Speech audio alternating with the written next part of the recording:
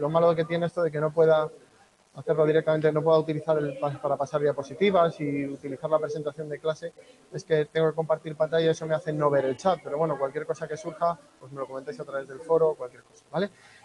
Como siempre, como hoy también tenemos 2 horas, haremos una paradiña, ¿vale? Un pequeño descanso a la hora de 2-3 minutillos, yo dejaré grabando igual, solo que desconectaré micro y imagen, y nada, vamos a empezar. Vale, ahora debería aparecer, efectivamente. Ya tendréis que ver todo el bucle este infinito y ahora ya veréis la presentación. Vale, perfecto. Pues vamos a empezar. A ver si recuerdo dónde nos quedamos.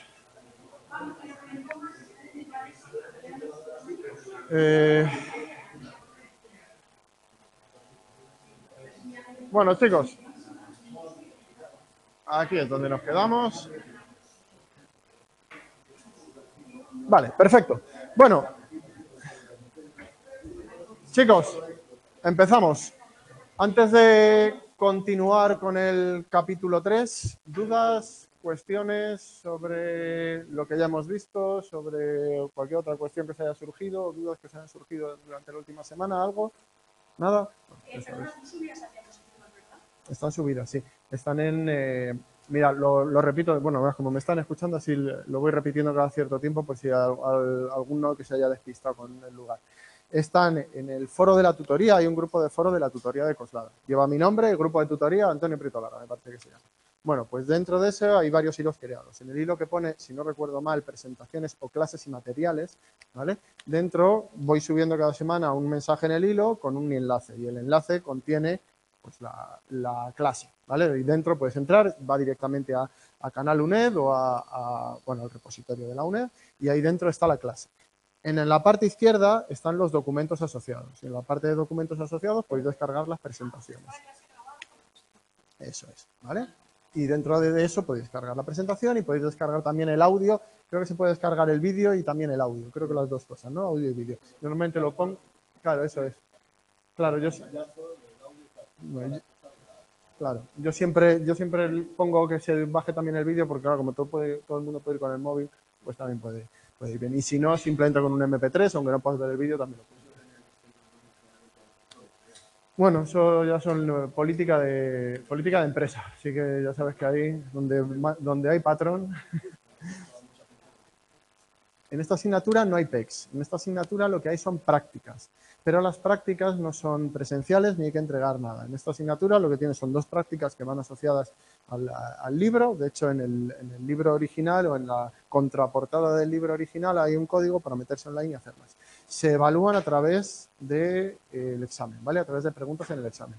Aquí las vamos a trabajar en clase, ¿vale? Pero lo normal o lo que se puede hacer, lógicamente, porque la UNED tiene que estar disponible para todo el mundo, que pueda venir a tutorías o no, se pueden trabajar a través del libro, siempre que tengas el código de acceso. Si no, se puede comprar aparte. O sea, se puede comprar, si tienes el libro de otros años, se puede comprar el código de acceso a las prácticas aparte, ¿vale? Está en la contraportada, se pueden ver todas las instrucciones. Sí. Sí, de todas maneras, y también tenéis, las vamos a trabajar aquí, también tenéis clases incluso mías del año pasado de las prácticas, por si queréis verlas y podéis trabajar, ¿vale? Sí.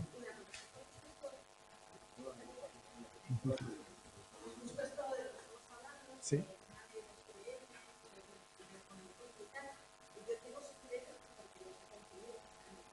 Sí.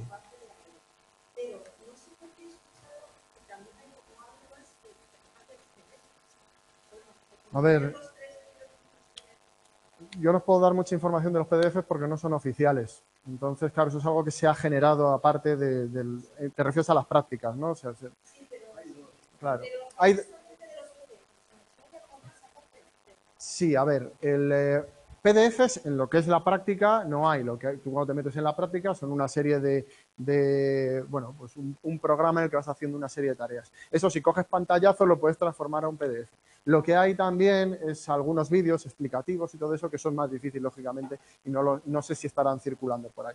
Aquí los hemos puesto alguna vez en las clases, yo os digo, y yo haré lo posible por poner esos vídeos y que los podamos ver aquí también en clase, ¿vale? Para poder trabajarlos. ¿Cuál es el problema de aquí? Bueno, pues luego te tienes que descargar las clases y volver a verlos.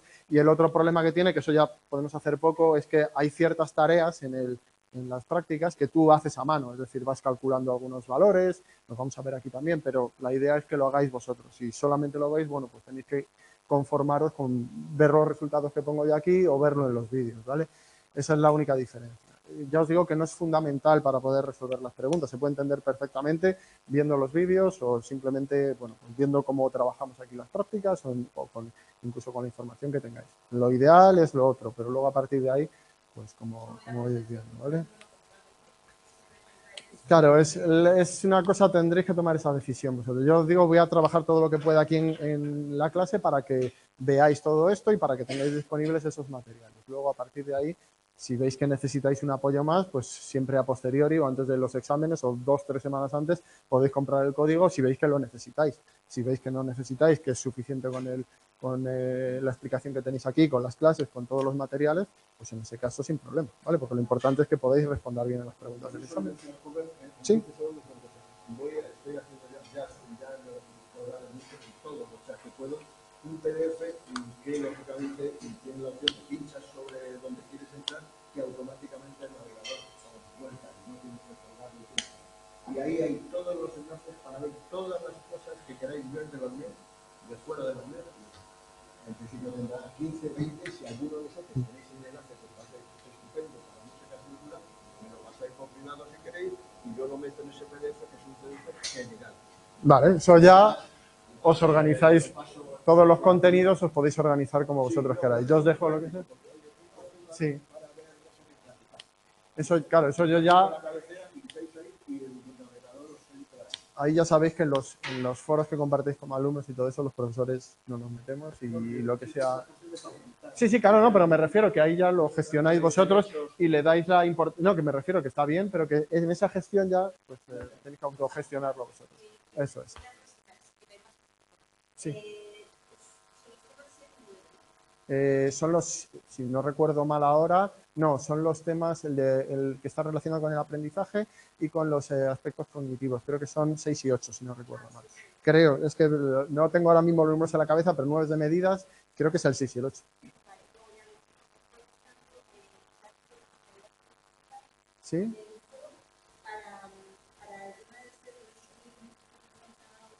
Sí, hay abierto un hilo en el foro. Hay un hilo en el foro donde que es eso es luego lo podéis ver tranquilamente. Simplemente hay un hilo donde podéis poner vuestras reflexiones, subir vuestros contenidos y eso es, ¿cómo se llama? Hilo para el informe tutorial o algo así, ¿no? Es informe favorable a los tutoriales. Lo identifica, hay 4 hilos solamente y uno de ellos es ese, ¿vale? Se identifica ahí. Bueno, continuamos donde estábamos. Recordéis que estuvimos hablando sobre la relación entre activación y rendimiento como una de las leyes clásicas de la psicología, uno de los experimentos clásicos en psicología que trata de relacionar la cantidad de activación o de arousal, una de las características de la motivación, recordar la característica o el factor cuantitativo que implica la cantidad de energía que dedicamos o la cantidad de activación que tenemos para realizar una tarea y su relación pues, con el rendimiento en diferentes tareas. Y por hacer un pequeño repaso, aunque esto ya lo vimos, vemos que la relación no es sencilla o no es lineal, es decir, una mayor activación no da lugar siempre a un mayor rendimiento, sino que en general, de manera general, podemos decir que hay una relación en forma de U invertida, perdón, aquí, en forma de U invertida, es decir, una mayor activación es buena hasta cierto punto, es decir, necesitamos un cierto nivel de activación para realizar tareas de manera adecuada, es decir, con un nivel de rendimiento óptimo, pero un mayor nivel de activación empieza a producir decrementos en el nivel de rendimiento. De hecho, aumenta la ansiedad, aumenta la cantidad de agotamiento, un nivel excesivo de activación lleva también al agotamiento, no tiene por qué ser solamente físico, sino también agotamiento mental y hace que haya un peor rendimiento. Podéis pensar, siempre el ejemplo clásico de tarea en la que esto ocurre, pues es en un examen o en algún otro tipo de tarea que sea demandante. Si estáis muy poco activados, no lo haréis bien. Si tenéis un nivel justo de activación, es decir, estáis despiertos, descansados, no somnolientos, pero tampoco nerviosos, llegáis a las mejores condiciones, pero un aumento o un incremento excesivo de la activación, como llegar excesivamente nervioso, hay mucha gente que se pone muy nerviosa en los exámenes, pues veréis que no es nada bueno para vuestro rendimiento.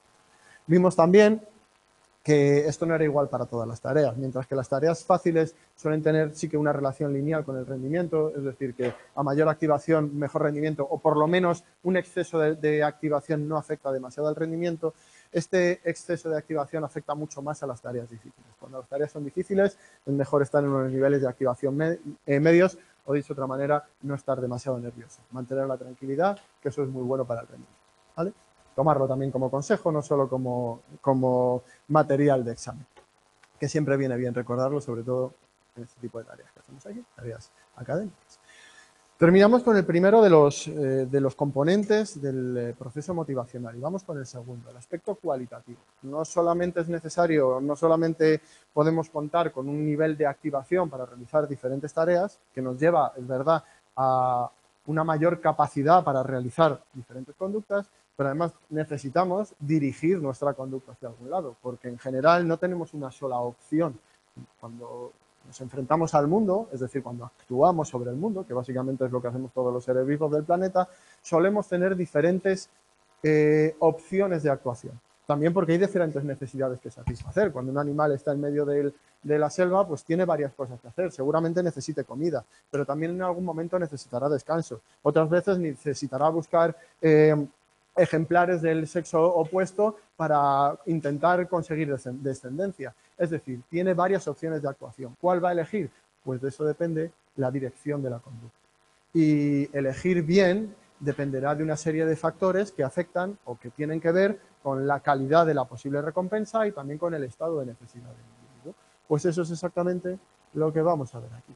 Cómo dirigimos o saber que este es el aspecto que dirige nuestra conducta hacia determinadas situaciones y que ya no tiene tanto que ver con la cantidad de activación o con una cantidad específica, podemos hablar de energía o algo parecido que nos lleva a actuar, sino con las decisiones que se toman en función de los antecedentes, también de las expectativas que tendremos de consecución y de la experiencia previa que hemos tenido.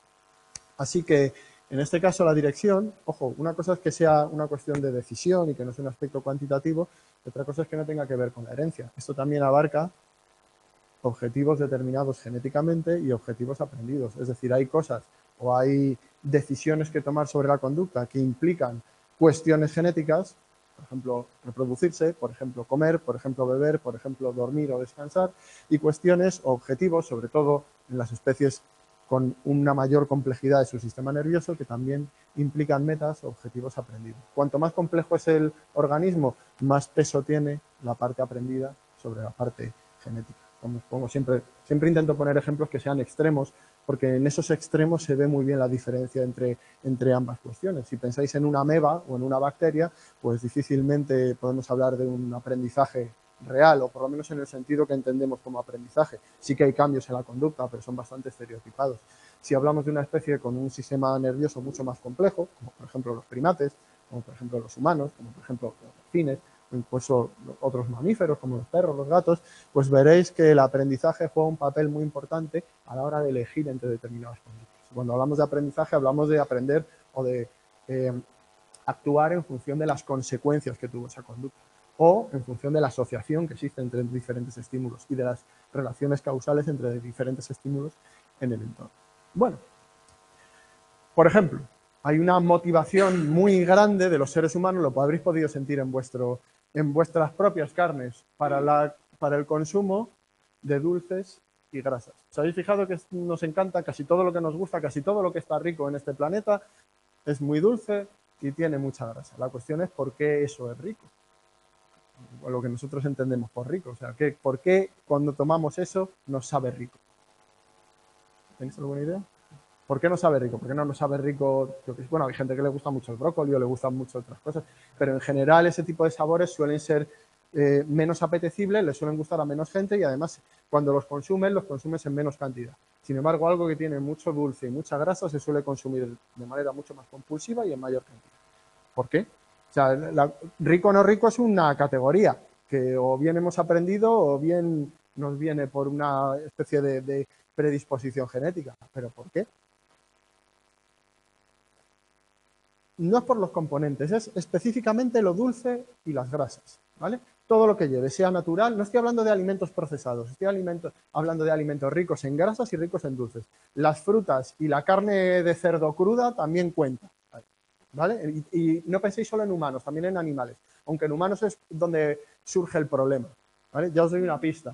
En humanos esto es un problema, en otras especies esto no es un problema, que les gusten, a todas las especies les gustan los dulces y las grasas. Sí, dime.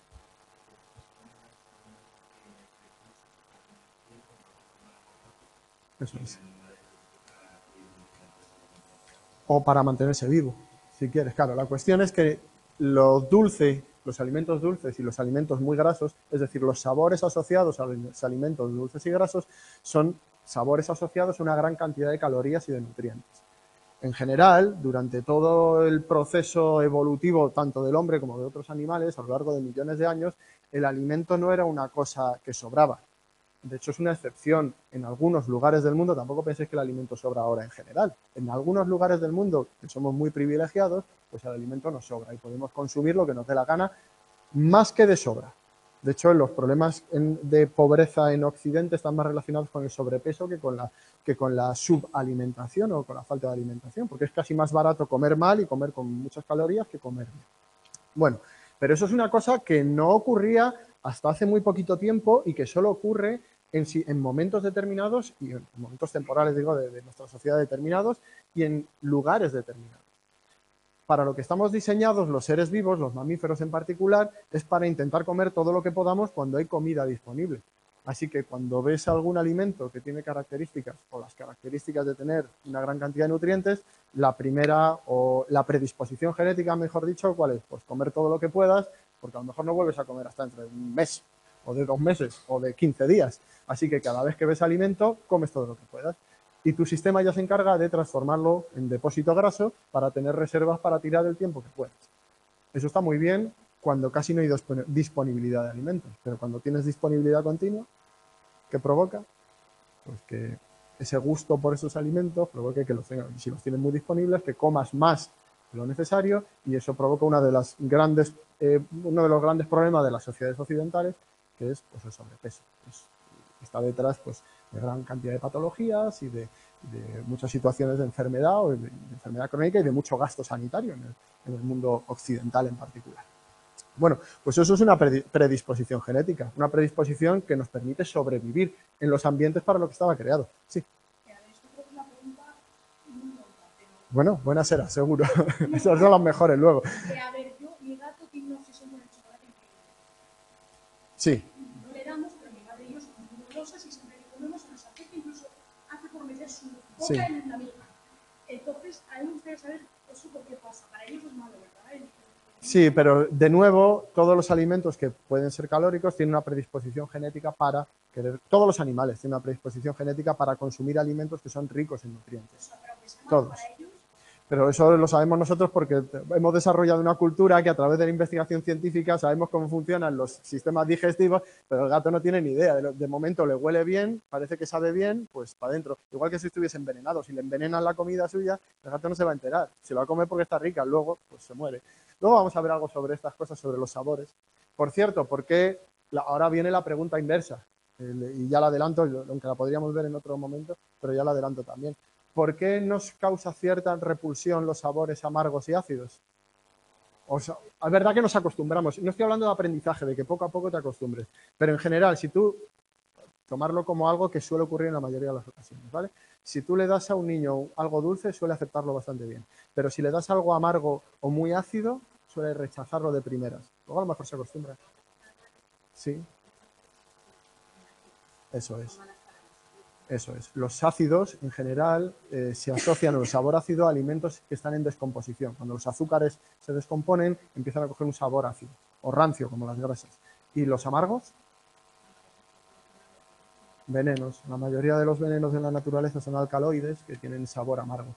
Así que los animales, en general, intentan, los animales, incluido el hombre, ¿vale? Cuando hablo de animales, estoy hablando de nosotros, que es lo que somos, básicamente. Pues intentan evitar ese tipo de sabores porque en el pasado o siempre están asociados en la naturaleza, casi siempre, a peligros potenciales y por lo tanto a lo largo de muchos millones de años los que los rechazaban sobrevivieron más que los que les importaba poco comérselos porque se morían muchas veces. Así que eso ha pasado a través de nuestro código genético. Una pregunta, entonces la gente piensa, o pensamos, Sí. o sea, sentimos rechazo hacia la amargura y la acidez, y la gente como yo, por ejemplo, que adoro comer limón. Es una cuestión de aprendizaje. Ahora vamos a ver cuestiones de aprendizaje, es decir, en el siguiente tema lo vamos a ver.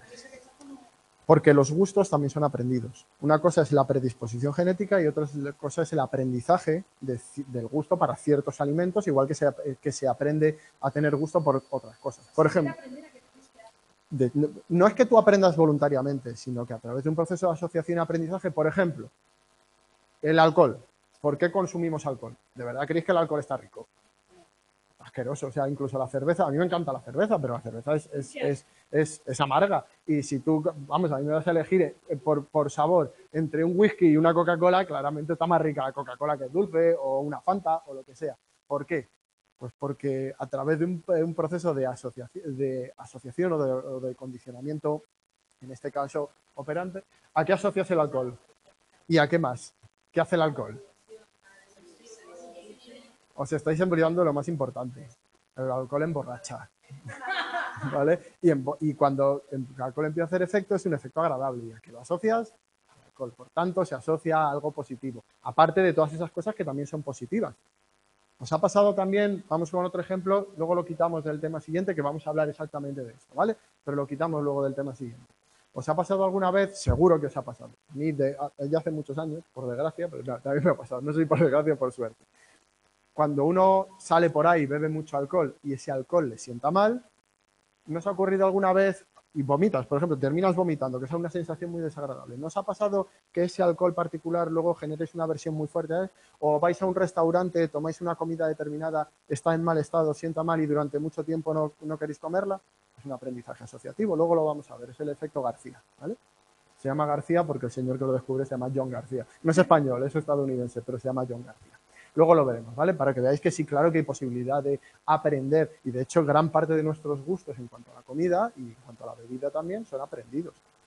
Podemos modificar nuestras predisposiciones genéticas, por supuesto que sí. Cuanto más avanzados en el sentido de complejos son los seres vivos y su sistema nervioso, pues más capacidad tienen para modificar esas cuestiones genéticas.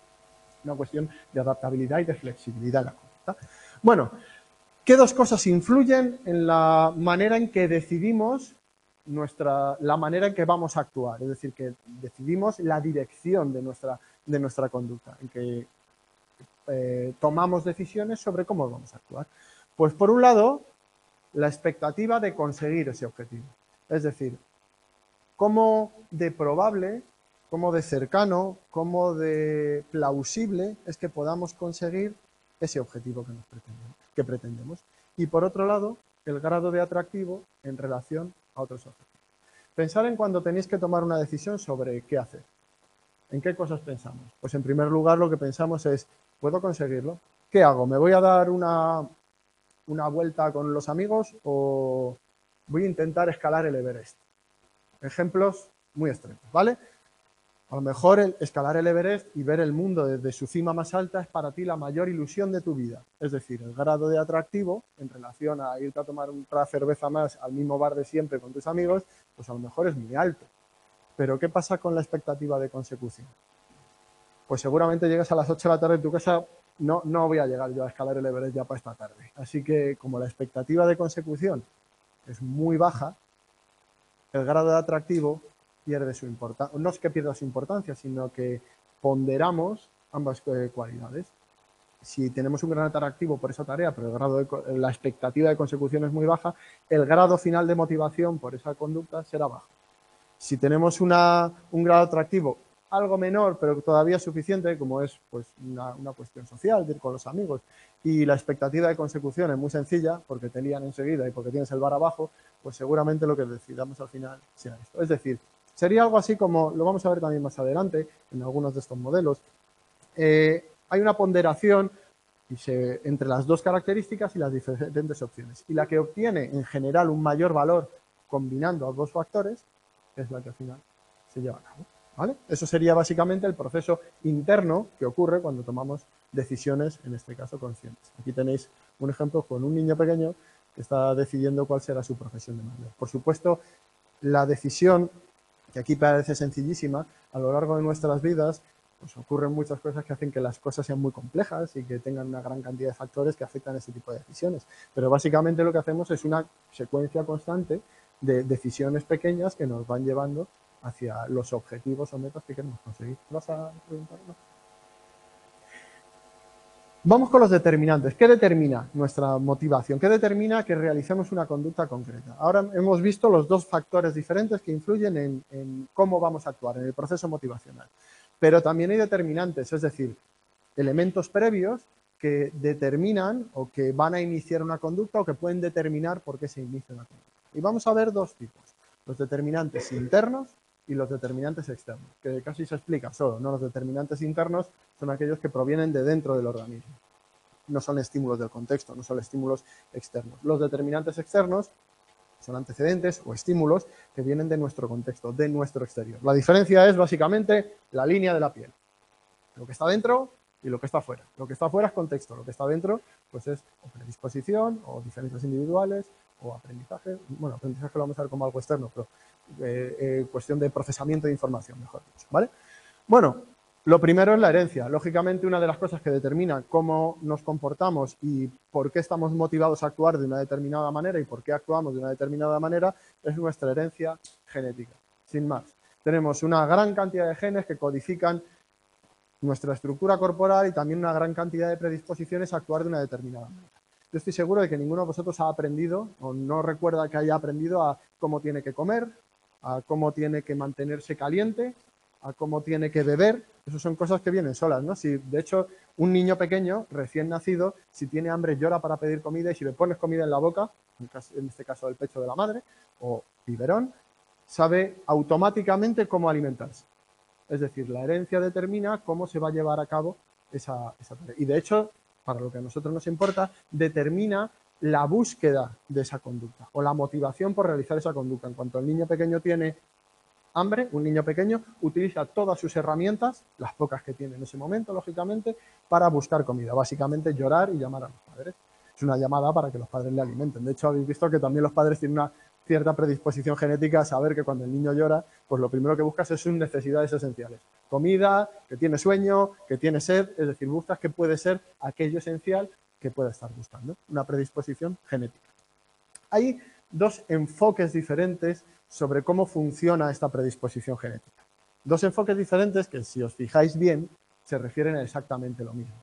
Desde un punto de vista instintivo, es decir, explicándolo desde el punto de vista del organismo completo, podríamos pensar que lo que ocurre en el organismo es que se empieza a acumular cierta activación, cierto grado de energía que se va acumulando según va aumentando la necesidad que queremos cubrir hasta que llega un momento en el que salta y empezamos a actuar.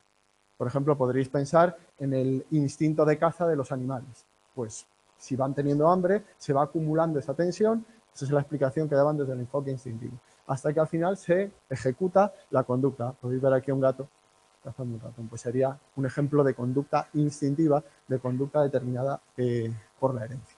Desde un punto de vista fisiológico, y recordar que el punto de vista fisiológico es el punto de vista de cómo funcionan nuestros órganos, cómo funcionan todos nuestros sistemas corporales biológicos, ¿vale? Desde ese punto de vista, lo que tendríamos es una serie de circuitos cerebrales, una serie de circuitos en nuestro sistema nervioso que predisponen y que permiten la realización de ciertas conductas o que nos predisponen a la realización de ciertas conductas. Y si veis, básicamente es exactamente, está hablando de lo mismo desde dos perspectivas diferentes. Porque para que esto ocurra, para que esta activación se acumule en el organismo y para que se realice una conducta, ¿dónde tiene que ocurrir eso? En el cerebro, básicamente, ¿no? Y también a través de la hipófisis que suelta hormonas, etcétera, etcétera. Pero básicamente esto es un nivel de estudio, es decir, lo estudiamos a nivel del propio organismo como un ente determinado y aquí lo que estudiamos son los mecanismos que subyacen a este enfoque instintivo. Pero si veis, es exactamente lo mismo. No estamos hablando de cosas diferentes, sí de perspectivas diferentes. Sí.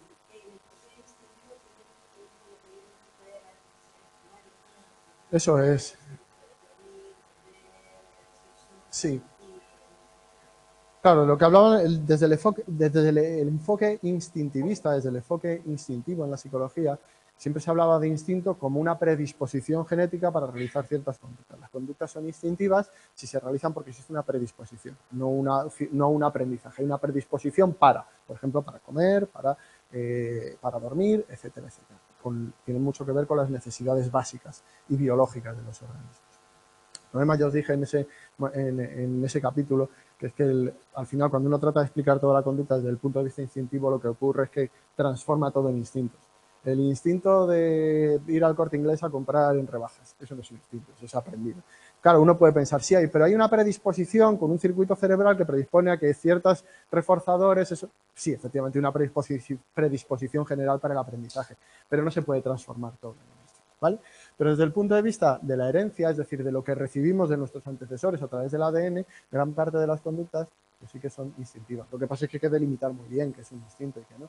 Aquello que depende de predisposiciones muy claras, no de predisposiciones generales para actuar de una determinada manera. Es decir, el aprendizaje o todo lo que aprendemos es predispuesto genéticamente. Bueno, si piensas que el mero hecho de poder aprender es una predisposición genética, es decir, tenemos un cerebro que nos permite aprender.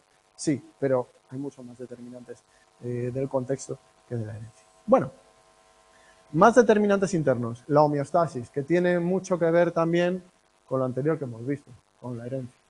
Con los motivos primarios que vamos a ver además en el siguiente tema. ¿Qué es la homeostasis? Pues básicamente se refiere al mantenimiento del equilibrio interno de un organismo. Es decir, para nosotros, para poder sobrevivir, necesitamos que ciertos valores y ciertos niveles en nuestro organismo se mantengan en unos parámetros constantes. Por ejemplo, la temperatura. Tenemos que tener en torno a 37 grados, 36 grados, 37 grados para poder sobrevivir. Si sube mucho, morimos. Si baja mucho, también morimos. Así que una de las motivaciones primarias que nos llevará a actuar de una determinada manera será, por ejemplo, mantener nuestra temperatura.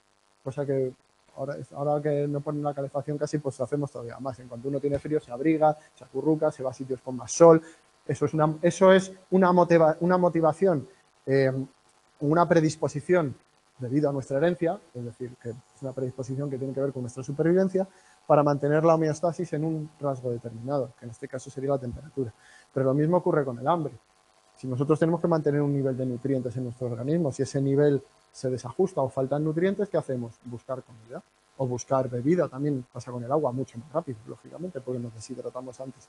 Lo que buscamos es recuperar el equilibrio homeostático.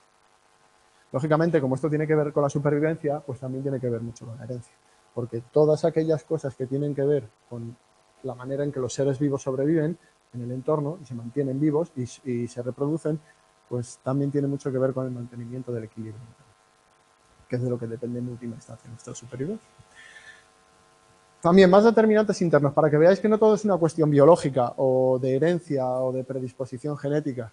También el crecimiento potencial es una de nuestras motivaciones como seres humanos más fuertes y, de hecho, es específica de los seres humanos. ¿Por qué es específica de los seres humanos? O podemos pensar que casi exclusiva de ellos. En esta cosa nunca me atrevo a decir completamente exclusiva, porque es difícil saber todas las capacidades que tienen otros animales, que los hay con cierto nivel cultural, incluso con ciertos intercambios pseudoculturales, si queréis, aunque no tengan traspaso de conocimiento de unas generaciones a otras, o no al nivel que tenemos nosotros. Pero bueno, yo aquí nunca me atrevo a darlo por sentado.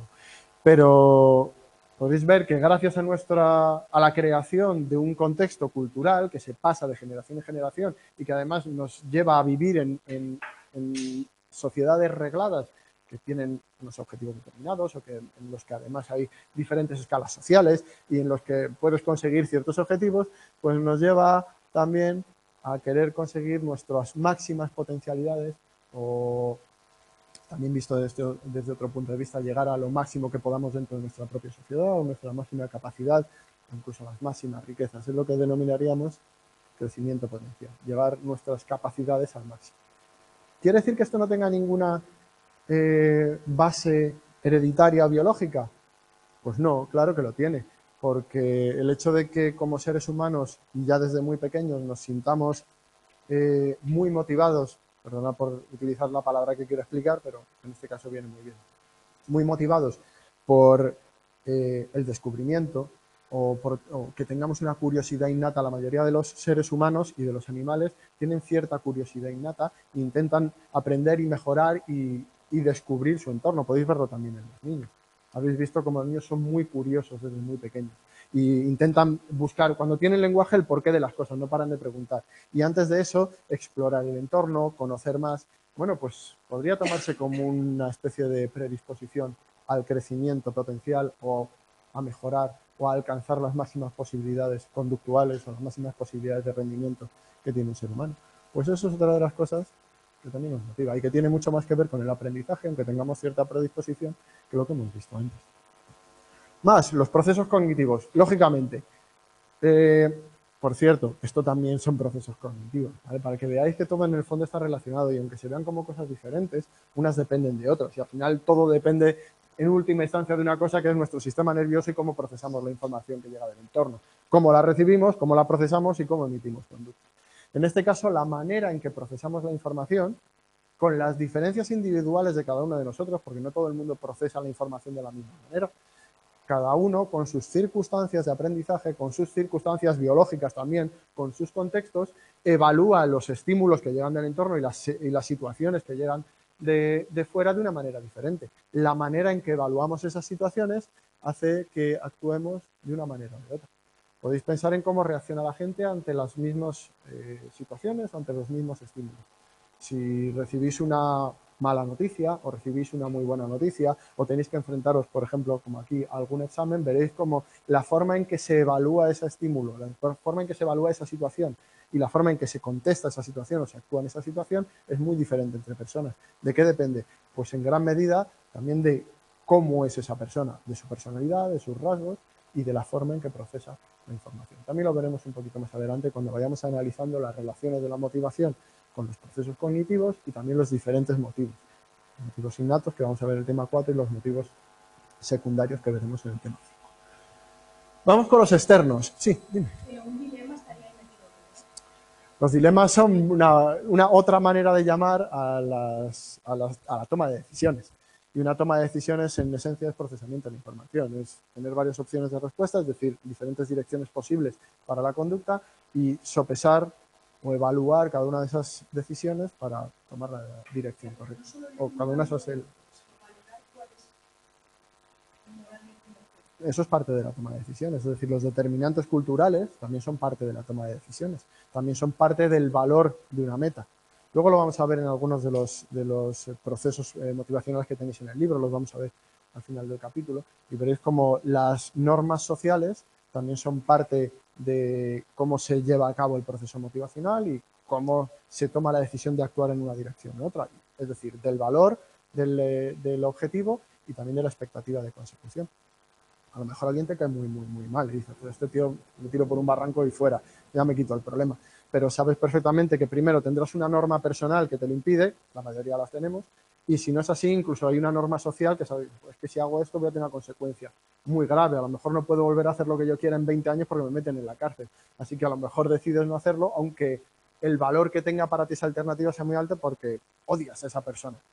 Podría ocurrir, ¿vale? De nuevo es un ejemplo muy extremo, pero para que entendáis que en la toma de decisiones no solamente influyen cuestiones personales o del entorno, sino que también, en nuestro caso, pues los contextos culturales y sociales tienen un peso determinado. Eso es otra forma de llamarlo, desde fuera de la psicología, no sé si de fuera de la psicología, pero en el ámbito general, pues es lo que denominaríamos un dilema o una duda, como queráis llamarlo.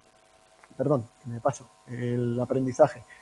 Mecanismos o determinantes externos. En este caso, lo que aprendemos de las situaciones o lo que aprendemos a través de las consecuencias de nuestra conducta. Cómo actuamos ante una situación determinada, ante un estímulo determinado, un estímulo antecedente, nuestra conducta hará que eso lleve o que nuestra conducta dé lugar a una consecuencia positiva o negativa.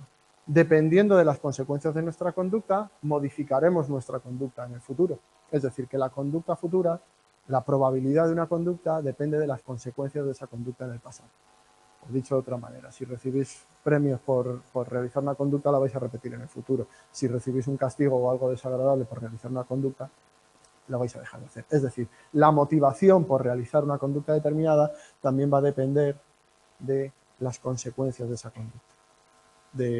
si hemos obtenido premios o castigos, a través de diferentes mecanismos de condicionamiento clásico, de condicionamiento operante, o, por ejemplo, el aprendizaje observacional, es decir, a través de la observación de otras personas. No nos vamos a detener ahora en ello porque en el capítulo de motivación y aprendizaje vamos a ver algo más de esto. Y también lo veréis también en otras asignaturas, en aprendizaje y en psicología social, pero también nos detendremos a ver algo sobre aprendizaje observacional y Bandura, a ver si nos da tiempo y podemos ver. Pero esto es uno de los determinantes, es decir, las consecuencias de la conducta, o las consecuencias observadas de la conducta. El hedonismo, esto lo pone el libro. A mí esto como motivación externa o interna me suena un poco raro, pero bueno, aquí lo tenéis como un motivante externo. Yo interpreto que vuestro manual se refiere aquí a que el determinante de la actuación, de la conducta, es un estímulo externo que tiene un valor determinado. Pero claro, el valor hedónico, es decir, el valor que tiene ese estímulo depende de cómo lo proceses tú y del bien o el mal que te haga a ti como organismo, así que no sé yo si lo metería como externo o como interno.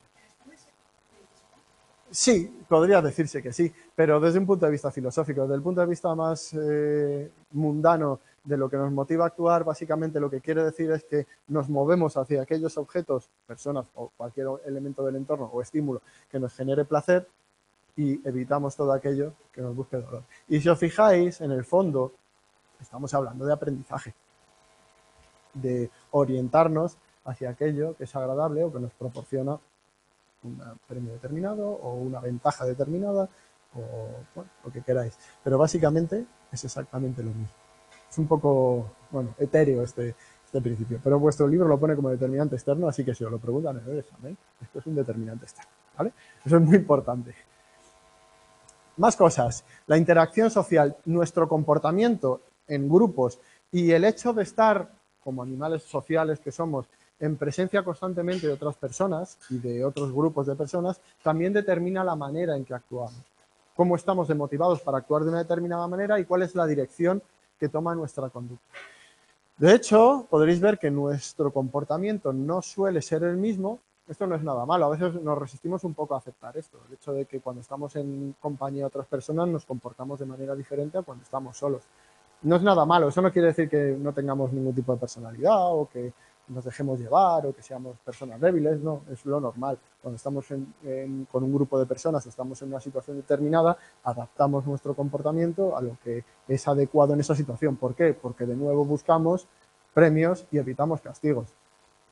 Seguramente en esta clase, o si estáis en una discoteca, o si estáis haciendo ejercicio, pues cambiaréis vuestro comportamiento para adaptarlo a las personas que os rodean y a las circunstancias que os rodean. Eso es un determinante muy importante de cómo actúan las personas. También habréis hablado de otros efectos, como efectos de grupo, que llevan a las personas a actuar en una dirección determinada y de la influencia que pueden tener los grupos. Pues como componente motivador o como determinante de la motivación, el efecto del grupo, es decir, la interacción social entre personas, también juega un papel muy, muy importante. Además, nosotros necesitamos estar entre personas, somos animales de corte social, así que es muy importante. Dime. Lo aporto por si vale. Leía en un estudio que gran parte del determinante de hacer o no una acción absolutamente ilícita es muy importante la crítica social. De tal manera que había individuos que le preocupaba más que supieran su familia, por ejemplo, que había cometido X acto ilícito que el hecho de ir a la cárcel. Es decir, si tenían que ir a la cárcel que no se enteraba nadie, decían, bueno, lo asumo y voy a hacer esa acción. Pero si se enteraba su familia, entonces no lo hacía. O sea, no le inhibía la relación a la cárcel ni la multa, sino la crítica social, más que la crítica social, el conocimiento de ese acto por parte de sus seres. Sí, de gente importante, gente relevante, de sus relaciones relevantes. Sí, es uno de los determinantes más importantes. De hecho, podéis haber visto como muchos países que tienen instaurada la pena de muerte no reducen la cantidad de crímenes violentos que hay, porque el hecho de aumentar las penas no suele hacer que disminuyan los crímenes, sino que hay otras cosas más importantes para hacerlo, la prevención, la educación, etcétera, etcétera. Es decir, que no siempre hay una relación directa entre el castigo y la ausencia de una conducta, y muchas veces que otros determinantes, como por ejemplo en este caso la interacción social, pues son mucho más importantes. ¿Qué es lo importante de todo esto? Lo más relevante, porque determinantes de nuestro comportamiento hay muchísimos y tendréis mucho tiempo para ver muchos de ellos, incluso para analizar en profundidad cada uno de estos posibles determinantes o de cosas que nos pueden llevar a actuar o que pueden dirigir nuestra conducta. Lo importante es que tengáis en cuenta que en todas las situaciones humanas y animales también, pero en lo que nos interesa como humanos y en los que pueden interesaros dentro de la profesión de la psicología, que en algún momento espero ejerzáis, si es que os dedicáis a la profesión de la psicología y si no, pues a cualquier otra cosa, que todas estas cosas suelen encontrarse mezcladas. Que cuando un humano actúa, cuando vosotros mismos realicéis una conducta, no hay un determinante específico y único que indique cómo vais a actuar, sino que cientos de variables, cada una con sus determinados pesos, van a determinar o van a dirigir vuestra conducta. Y que además esos pesos son variables y dinámicos. Y lo que en una situación tenía mucho peso, puede ser que 5 minutos después cambie completamente. Y que otra relación de pesos entre determinantes ocurra y haga que se modifique la conducta. Y también, por supuesto, a largo plazo. Y también, por supuesto, hay diferencias entre cada una de las personas, no solo diferencias derivadas de la situación concreta, sino también diferencias personales que cambian a lo largo del tiempo y también diferencias entre personas que hacen que cada uno de nosotros le demos diferente importancia o diferente peso a cada uno de esos determinantes. Hay gente que se mueve por el dinero o por el poder, hay gente que el dinero y el poder le importa pues más bien poco y se mueven por cualquier otra cosa o simplemente por el placer de realizar una buena acción o por el altruismo o por cualquier otra cuestión. Hay personas a las que los premios y los castigos pues les afectan poco y sin embargo, como decías en este caso, les afecta más la opinión, que también es un premio y un castigo, pero de otra naturaleza, de sus seres queridos, etcétera, etcétera. Es decir, no todos tienen el mismo peso, son variables y, como hemos dicho al principio, el proceso motivacional y sus determinantes, por tanto, son un proceso dinámico que cambia con el tiempo, tanto dentro de las personas como entre personas y a lo largo. ¿Vale? ¿Qué vamos a ver en los siguientes temas? Pues vamos a meternos en los motivos específicos. Hemos estudiado el proceso motivacional, vamos a estudiar cuáles son los principales motivos, principales categorías de motivos que llevan o que impelen a la actividad o a la conducta, en este caso, en el ser humano. Lo vamos a ver un poquito más adelante en los siguientes temas, los motivos primarios y los motivos secundarios, que unos tienen que ver con la supervivencia, otros tienen que ver pues, con cuestiones culturales, sociales y el aprendizaje sobre todo. Bueno, vamos con la última parte del capítulo, el resumen de cómo sería el proceso motivacional, cómo sería el proceso completo, la dinámica motivacional completa desde el inicio hasta la realización de una conducta, teniendo en cuenta lo que hemos visto hasta ahora, cuáles son sus factores esenciales, activación y dirección, y también cuáles son sus determinantes. Y aquí también viene una cosa importante. Veréis en el libro que han puesto un apartado entero en el que explican cómo se ve el proceso motivacional desde la perspectiva de diferentes autores. Y a veces parece un poco complejo porque cada uno tiene su esquema, con un montón de líneas de un lado para otro, con componentes diferentes, con fases diferentes. Lo importante, por lo que me detengo aquí, porque en el fondo no tiene más complicación que, bueno, pues aprenderse el proceso motivacional. Lo que me importa de esto es que os va a hacer mucho más fácil entender cómo describe cada autor el proceso motivacional, si os dais cuenta de que básicamente todos están diciendo lo mismo. Que cuando dividen en diferentes fases, realmente lo que hay dentro de cada una de esas fases es todo lo que hemos estado viendo. Y aunque unos sean más o aparentemente más complejos y otros menos complejos, todos tienen exactamente las mismas partes, las mismas fases, los mismos determinantes y los mismos factores que afectan al proceso motivacional. De hecho, vamos a ir viéndolo y vamos a ir viendo cómo todo ello coincide con lo que hemos estado viendo hasta ahora. Vamos a empezar con Reed, que en 1994 propuso un modelo sobre cómo funcionaba el proceso motivacional, es decir, desde que sentimos una necesidad o desde que hay un cierto nivel de activación hasta la conducta específica consumatoria que da lugar a la consecución del objetivo y, por tanto, a la disminución del nivel motivacional o el nivel de activación para volver de nuevo a realizar otra conducta o para dirigirse hacia otros objetivos. En primer lugar, la fase de anticipación, que básicamente coincide con las necesidades, es decir, con lo que nos lleva a la activación. ¿Qué nos lleva a que se active el organismo para realizar una conducta? Pues que hay una necesidad, sea esa necesidad biológica o sea de otro tipo. ¿Qué os ha movilizado a venir aquí a clase? Pues una necesidad, ¿no? Seguramente no una necesidad biológica, sino una necesidad de conocimiento, de crecimiento personal, laboral o de cualquier otro tipo. Pero al final, una necesidad de satisfacer un motivo. Esa es la fase de anticipación. ¿A qué nos lleva esa fase de anticipación o esa necesidad? Una necesidad o un elemento que necesitamos compensar o una falta de algo, pues a la activación de nuestros sistemas. Es decir, se produce un incremento de la activación, ese primer componente que hemos visto antes, de activación, incremento de arousal, incremento de energía que nos lleva a poder actuar, a tener energía suficiente para actuar. Y por supuesto, a tomar una dirección concreta. Ya tenemos aquí los dos componentes, activación y dirección, el cuantitativo y el cualitativo. Nos activamos y nos dirigimos hacia una conducta concreta de todas las posibles. Estáis aquí porque habéis tomado una serie de decisiones sobre lo que queréis hacer. Primero, habéis sentido la necesidad de hacer o de estudiar algo. Segundo, habéis decidido qué es lo que os atrae, qué es lo que os gusta. Tercero, habéis decidido dónde y cómo hacerlo. Así que toda esa cantidad de activación derivada de una necesidad se ha dirigido o se ha canalizado hacia conductas concretas que os han llevado hasta este momento, que podían haber sido otras. De hecho, mucha gente habrá tomado otras direcciones diferentes o habrá hecho otras cosas diferentes, teniendo quizás la misma necesidad o el mismo motivo primario. Primario no me refiero a biológico, sino primario en el sentido de principal o que aparece en el inicio. Bueno, ya tenemos las dos primeras fases. Tercera, conducta adaptativa y retroalimentación. Una vez que hemos decidido cómo vamos a actuar, cuál va a ser nuestro curso de actuación, una vez que hemos dirigido nuestra actuación, tendremos que realizar una serie de conductas para lograr llevar a cabo el objetivo que nos hemos propuesto. ¿Qué es lo que estáis haciendo aquí ahora? Es el ejemplo quizás más sencillo porque todos estáis aquí haciendo algo, así que ¿qué tenemos que hacer? Realizar una serie de conductas. Vamos realizando esa serie de conductas y esas conductas nos llevan a objetivos parciales, nos llevan a unas consecuencias determinadas. ¿Qué ocurre cuando obtenemos esas consecuencias? Y esto también es muy importante porque hasta ahora hemos visto el proceso motivacional como una especie de línea que empieza con una necesidad y termina con una conducta y una consecución del objetivo. Pero realmente tiene que ver mucho más con un bucle en el que actúas, porque normalmente los objetivos y las motivaciones no son sencillas, sino que necesitan de una gran cantidad de conductas y una gran cantidad de pasos para llegar al objetivo final. No todo es tan sencillo como tengo hambre, cojo algo y como. Hay muchos pasos intermedios normalmente, sobre todo en la conducta humana.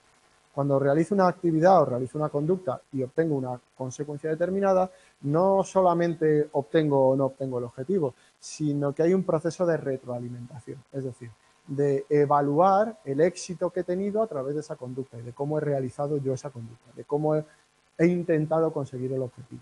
Y dependiendo del éxito o el fracaso que tenga, ¿qué ocurrirá en el futuro cuando vuelva a realizar esa conducta? Que la repitas o no, o que modifiques las estrategias. Si ves que el primer curso aquí resulta que te has pasado durante todo el cuatrimestre, te has puesto a estudiar el último día una paliza de la leche y no te ha salido bien, seguramente en el siguiente cuatrimestre modifiques un poco tu actuación. A lo mejor no dejas el objetivo porque te sigue interesando mucho, pero ese proceso de retroalimentación, de feedback, de explicarte a ti mismo por qué ocurren las cosas, te lleva a cambiar la manera, la dirección y las conductas específicas que realizas. Ese es el proceso de retroalimentación. Y una vez que hemos seguido este bucle durante un determinado periodo de tiempo que nos lleva a realizar ciertas conductas, equivocarnos, modificar, obtener ciertos resultados, volver a hacer lo mismo, avanzar en el objetivo, hasta que al final conseguimos el resultado, que puede ser positivo o negativo. A lo mejor después de todo eso resulta que uno no consigue nada y abandona el objetivo. O a lo mejor si lo consigue, termina ese objetivo y dirige su conducta hacia otro lugar. Veis que básicamente es exactamente lo mismo que hemos estado hablando en el libro. Pero es que si nos vamos un poco, vamos a ver aquí, sí, si nos vamos un poquito más para adelante, veréis que los otros autores que vamos a ver dicen exactamente lo mismo. ¿Qué decía en este caso Reeves sobre la función del proceso motivacional? Pues de nuevo es algo que ya hemos visto. ¿Para qué sirve todo este proceso? Pues en primer lugar, para adaptarnos al entorno. Si actuamos sobre el entorno es para adaptarnos a ese entorno, para conseguir el entorno lo que necesitamos. Seguramente, de nuevo, si estáis aquí, será primero por un objetivo, seguramente, o no, no lo sé, de crecimiento personal. Pero también habrá otros objetivos seguramente más mundanos y más cercanos a la tierra, como por ejemplo conseguir un mejor trabajo, como por ejemplo algunos seguramente pues podré ganar más dinero o monto una clínica y gano más dinero. Es decir, al final lo que intentamos es adaptarnos al medio y conseguir las mejores condiciones de vida, tanto en objetivos que son más elevados o más propiamente humanos, como por ejemplo el hecho de estudiar un grado, como en otros más básicos, como el hecho de comer. ¿Por qué comemos o por qué tenemos esa necesidad de comer? Pues para no morirnos, para adaptarnos, para sobrevivir básicamente. Y, por supuesto, en el caso humano, pues con el ejemplo que os ponía aquí ya queda claro, también el crecimiento potencial o la satisfacción de otras necesidades que van más allá de lo biológico, aunque, por supuesto, también tienen que ver con nuestro éxito y con nuestra adaptación al entorno, porque recordad, nuestro entorno no es solamente físico, nuestro entorno, el de los humanos, es también cultural, y el éxito y la adaptación al contexto cultural y social es tan importante para nuestra supervivencia como la adaptación al entorno físico. Bueno, vamos a ver otras 3 diferentes. Yo creo que vamos a hacer una parada, ¿no? Sí, vamos a parar 3 minutillos, 4 minutillos y vemos las últimas que nos quedan, ¿vale? Hacemos un pequeño descanso. Perdona, ¿puedo poner la diapositiva anterior un segundo? Sí.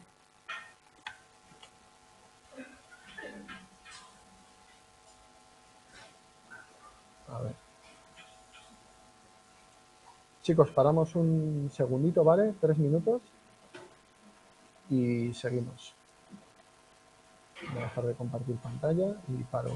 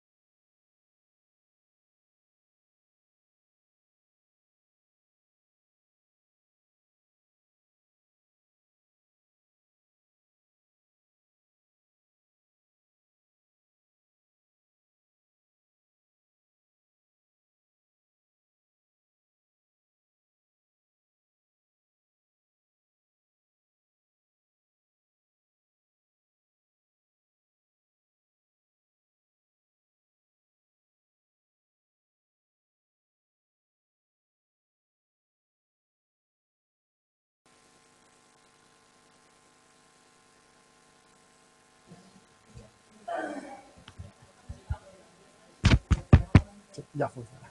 Bueno, chicos, pues vamos a continuar.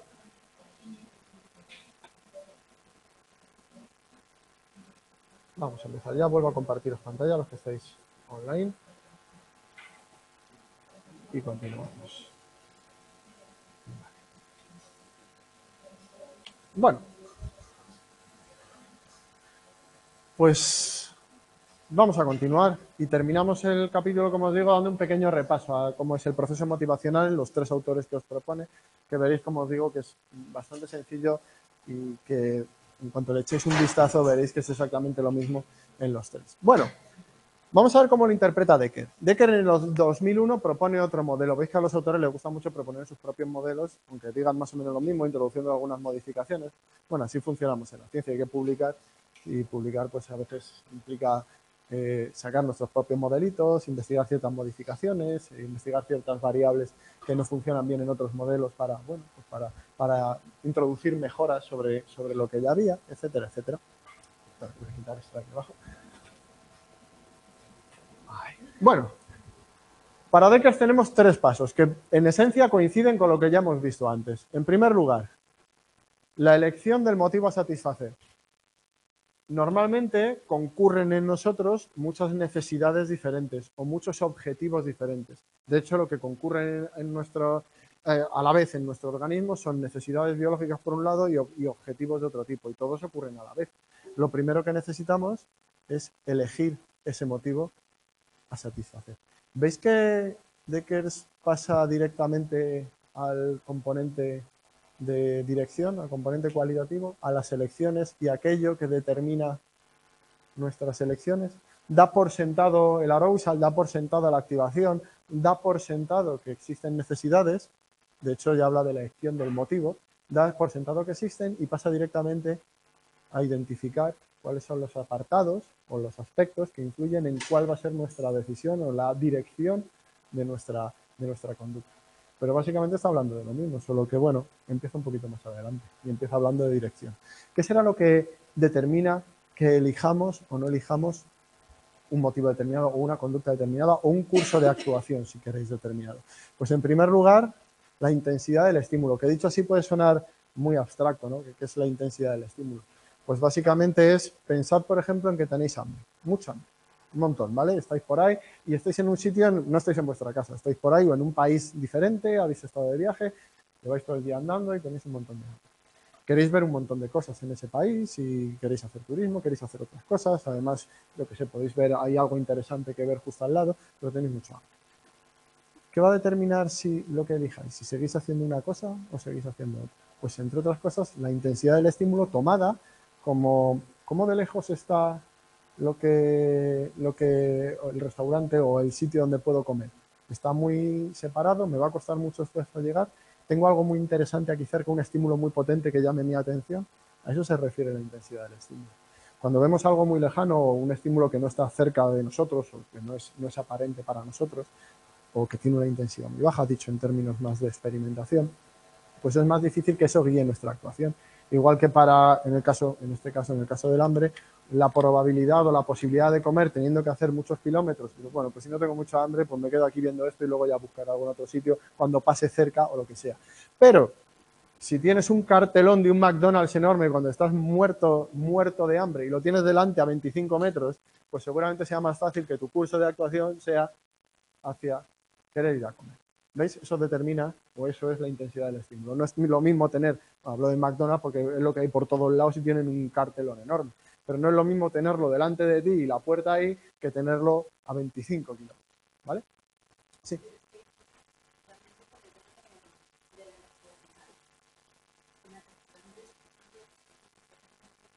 Claro, yo estoy hablando de niveles de hambre que no son peligrosos para la supervivencia. Es decir, nuestros niveles de hambre en general, lo que nosotros consideramos hambre es un poco de gusilla y tal. Pero, o sea, efectivamente, si fuese hambre de verdad, es decir, si llevases 5 o 6 días sin comer, no hay duda. Al final, por muy poco intenso que sea el estímulo, el atractivo de los incentivos es mucho mayor. Apetito, sí, eso es. Es más bien apetito, sí. Sí, sí, eso es. Hambre sí es verdad que el hambre es una cosa que yo creo que no hemos conocido ninguno, por suerte, pero pues esperemos que no tengamos que conocerla. Pero sí, es otra. Pero vamos, estamos hablando a niveles de hambre, eso que no afectan a la supervivencia, pero que te pueden hacer decidir entre varias cosas. Porque, oye, cuando uno tiene apetito, si quieres, pues si no se encuentra muy bien, le apetece comer algo. Pero puede hacer que, dependiendo de la cercanía del estímulo que te permite acceder a ese objetivo, pues decidas una cosa. Ya te digo, cuanto más fuerte sea el hambre, cuanto más tiempo lleves sin comer, más fácil es que a menor intensidad del estímulo, aún así sigas eligiendo ese camino. ¿De qué va a depender? Pues del atractivo de los incentivos, del valor del incentivo. El valor del incentivo, es decir, de comer, no es lo mismo si tienes un poco de apetito que si llevas varios días sin comer. Así que va a depender primero de lo cercano o de lo intenso que sea el estímulo que puede satisfacer nuestra necesidad, del atractivo de ese incentivo, es decir, de cómo de importante sea para nosotros. Y como os he dicho antes, esto es dinámico, eso cambia. No es lo mismo cuando acabas de bajar del avión y llevas 2 horas caminando que cuando llevas todo el día y tienes mucho pesado, ¿vale? O sea, ese atractivo cambia. También de la probabilidad subjetiva de éxito. Aquí a lo mejor hay que saber cuándo parar las analogías, pero yo voy a ir un poquito más lejos con ella todavía. Imaginaros que estáis en un país en el que no conocéis su idioma para nada y os encontréis un restaurante típico de allí. Pues a lo mejor tienes ganas de entrar, pero empiezas a pensar, es que no me van a entender, no sé ni qué pedir, a ver qué hago yo aquí.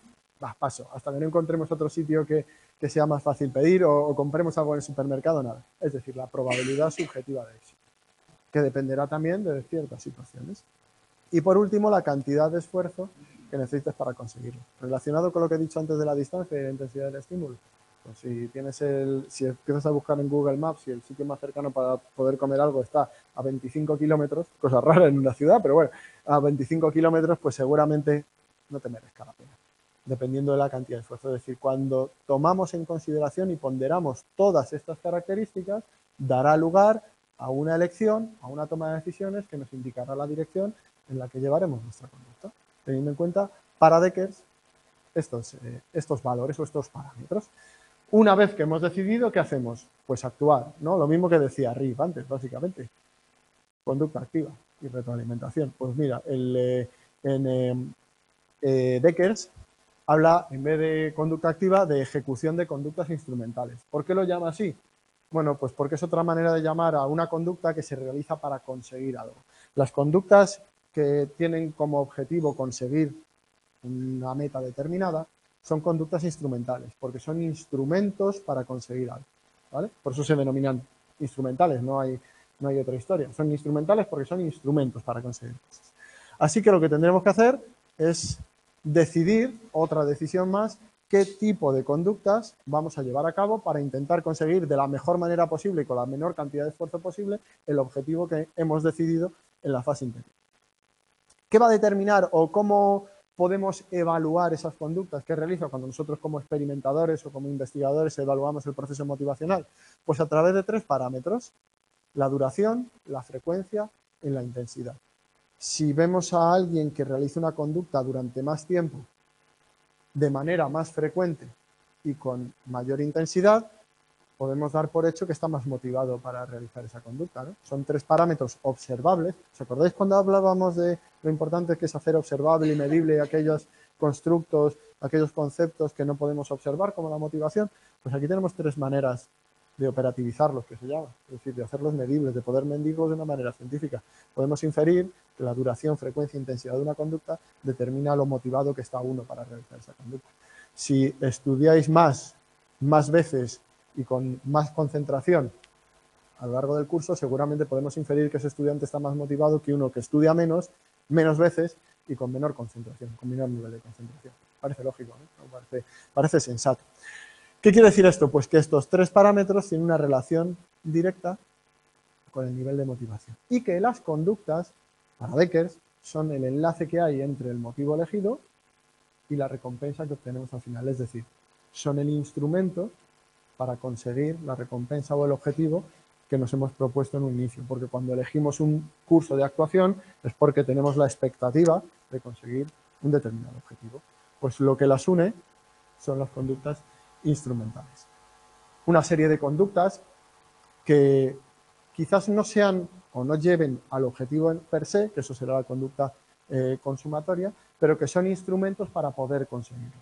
Pensad en este caso siempre en cuestiones o en conductas complejas. Realizamos una serie de conductas que no te van a llevar directamente al objetivo, pero que sí que sirven como instrumento para conseguir ese objetivo. Eso serían las conductas instrumentales para Beckett. Y por último, pues satisfacción del objetivo o del motivo elegido. En primer lugar, la realización de la última conducta que da lugar a la consumación del objetivo. En el caso del grado, ¿qué sería? Del grado en psicología. La conducta consumatoria. Hay muchas conductas consumatorias. Aquí os estoy haciendo un poco de trampa. Pero sería, en el caso de una asignatura, sería el examen. En el caso de la carrera, pues sería quizás el último o el TFG, si quieres. Aquí ya estoy poniendo ejemplos un poco que se van de madre, ¿vale? Porque es una conducta muy compleja y todo esto. Pero básicamente, o por ejemplo, en el caso de comer, pues la conducta consumatoria no sería ni acercarse al restaurante, ni entrar y pedir. La conducta consumatoria sería la conducta de ingestión, ¿vale? Esa sería la que, en última instancia, consigue obtener el motivo o en este caso la recompensa o la meta elegida. ¿De qué depende la evaluación o el grado de satisfacción con el objetivo o con la meta conseguida? Pues de varias cosas. En primer lugar, de las propiedades físicas del objetivo. Volvemos al ejemplo de comer. Si tenéis mucha hambre vais a comer, pero resulta que os ponen comida que es asquerosa, muy poca cantidad, sabe fatal, pues seguramente el grado de satisfacción en la consecución de ese objetivo sea menor. Es decir, evaluéis esa consecución como menos positiva que si al final pues está riquísimo, os llenáis, os encontréis a gustísimo. En segundo lugar, los sentimientos que tengáis que se generen respecto a la consecución. Normalmente, cuando uno consigue ejecutar o llevar a cabo un motivo, es decir, conseguir una meta, pues se generan sentimientos positivos. Cuando no lo consigue, sentimientos negativos. ¿Por qué digo todo esto? Porque igual que hemos visto antes, todo este proceso motivacional es un bucle. Y cuando llegamos a una conducta consumatoria y llegamos al final del proceso motivacional, lo que vamos a hacer es evaluar con el grado de consecución del objetivo y el grado de satisfacción con el objetivo conseguido. Porque eso nos va a permitir actuar de una manera diferente o igual en el futuro, es decir, variar nuestra conducta o adaptar nuestra conducta a las necesidades y a los objetivos futuros. ¿Qué hacemos en ese caso? Lo que llamamos un proceso de atribución causal. En función de lo que hayamos conseguido, de cómo nos sintamos respecto a ello, de cuáles hayan sido nuestras conductas, del grado de adecuación de nuestras conductas al objetivo, etcétera, etcétera, pensaremos en por qué hemos conseguido el objetivo, si lo hemos conseguido al 100% o no, cuáles son las causas de que lo hayamos conseguido. ¿Por qué he suspendido? ¿He suspendido porque he estudiado poco? ¿He suspendido porque el profesor me tiene manía? ¿He suspendido porque el examen era muy difícil? ¿Por qué he aprobado? He aprobado porque ha sido una chiripa enorme, he aprobado porque he estudiado mucho, he aprobado porque han puesto un examen muy fácil. En función de lo que si lo atribuyamos, nuestra conducta en el futuro va a ser diferente. Cuando estemos en la misma situación para actuar en el futuro, cómo actuemos variará bastante. Si pensamos, por ejemplo, que he suspendido porque el profesor ha puesto un examen muy difícil, seguramente variemos poco nuestra conducta respecto a la cantidad de estudio o a la frecuencia con la que estudiamos o la intensidad con la que estudiamos. ¿Por qué? Porque hacemos una atribución externa. Es una cuestión una cuestión contextual. Simplemente, bueno, pues ha dado la casualidad que no me sale muy difícil y no me ha salido, pero lo que yo estoy haciendo está bien.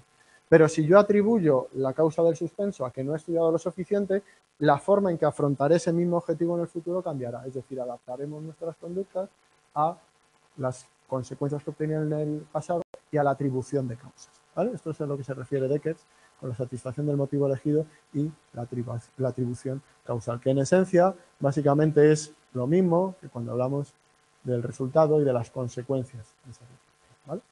Y que también lo ejemplifica muy bien Fernández Abascal. En el 2001 también propone un modelo similar, cuando pone estas líneas de aquí de retroalimentación, que básicamente es eso de lo que acabamos de hablar en Beckett. La conducta motivada da lugar a una serie de atribuciones que hacen que modifiquen nuestras intenciones o nuestra forma de realizar las conductas. Veis que es exactamente lo mismo que hemos visto antes. Abascal lo llama intención y conducta motivada, pero en esencia es exactamente lo mismo. De hecho, esto es casi más fácil, porque aquí tenemos todos los componentes que hemos ido viendo y con los mismos nombres que hemos ido viendo a lo largo del capítulo. ¿Sabéis por qué tenemos los mismos nombres? activación, dirección, conducta motivada, determinantes internos y externos. Bueno, porque Fernández Abascal es de la UNED. Vale. Entonces el libro está hecho por profesores de la UNED y básicamente trabajan en el mismo grupo, entonces el libro, pues lógicamente, bebe de sus autores y sus autores utilizan esta nomenclatura porque están acostumbrados a trabajar en ello. Fernández Abascal es catedrático de la UNED, del Departamento de Psicología Básica 2, por cierto. Vamos con ello. ¿Qué empieza o cuál es el momento inicial del proceso motivacional? Lo mismo que hemos visto hasta ahora. Los determinantes internos y externos. ¿Os acordáis en las diapositivas, no? Las diferentes necesidades o los diferentes factores que pueden o que afectan al inicio de la conducta. Él los llama a los internos determinantes o factores de tracción y a los externos factores de propulsión. Es una nomenclatura como cualquier otra. Nos gusta mucho ponerle nombres raros a las cosas para que parezcan más importantes. Pero básicamente son los determinantes internos y externos, ¿vale? ¿A qué llevan esos? Pues una vez que hemos generado que tenemos una serie de necesidades, sean internas o externas, generan una intención, que quizás es la novedad más reseñable de este modelo, de Fernández Abascal, que tiene como componente central lo que él denomina intención, es decir, la energía necesaria o la arousal o la activación o como queráis llamarlo para actuar en una determinada dirección. Esa intención es lo que determina tanto el nivel de activación como hacia dónde se dirige nuestra conducta. Es decir, tenemos una serie de determinantes, generan una serie de intenciones que a su vez modulan el nivel de activación y también la dirección de nuestra conducta.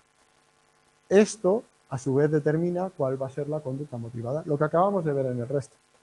Una necesidad genera una intención, esta es la novedad que incluye Fernández Abascal, que a su vez influye sobre los dos factores que hemos visto, el nivel de activación, las ganas de actuar, la energía que tenemos para hacerlo y hacia dónde va.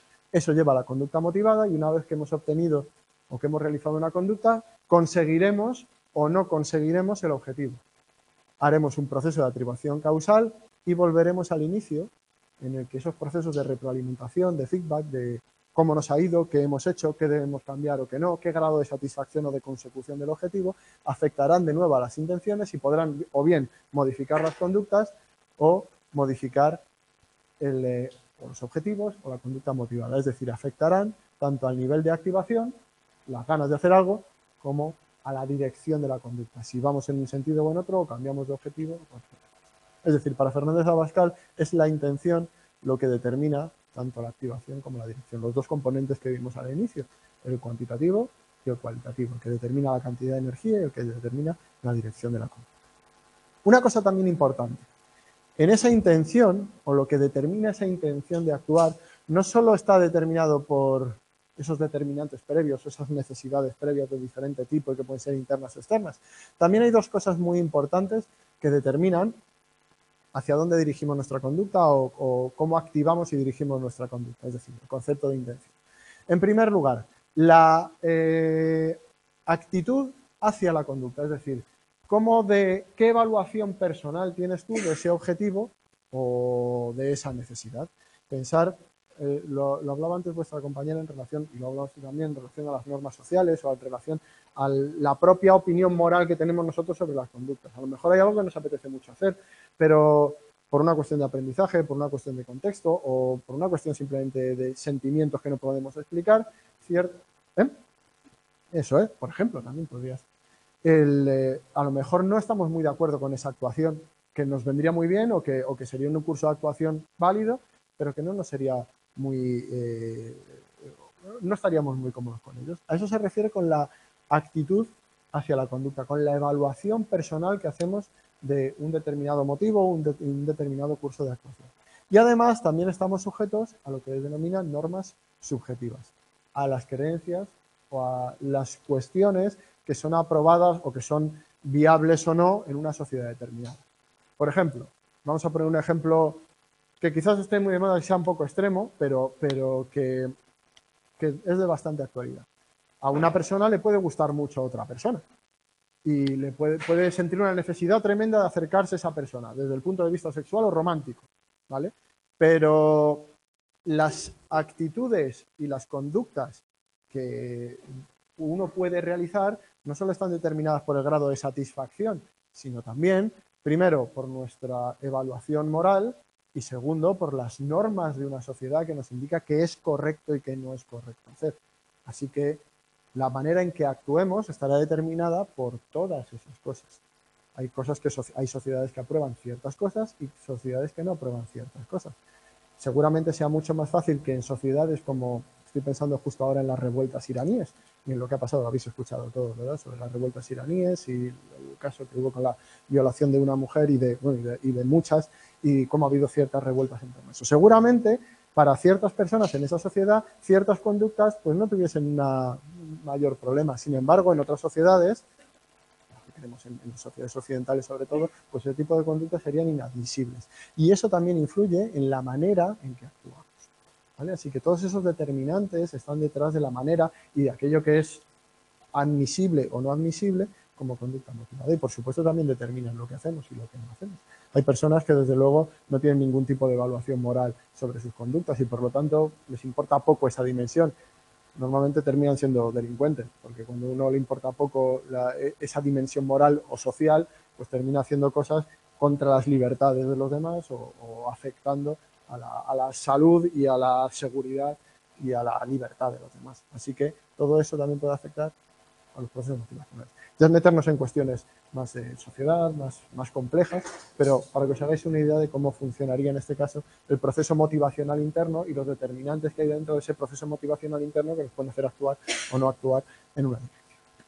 Y por último, el modelo de Palmero, que veis que reduce todo lo que hemos visto a dos partes. Una primera parte que es la toma de decisiones y elección del objetivo. Esto ya lo simplifica todavía más.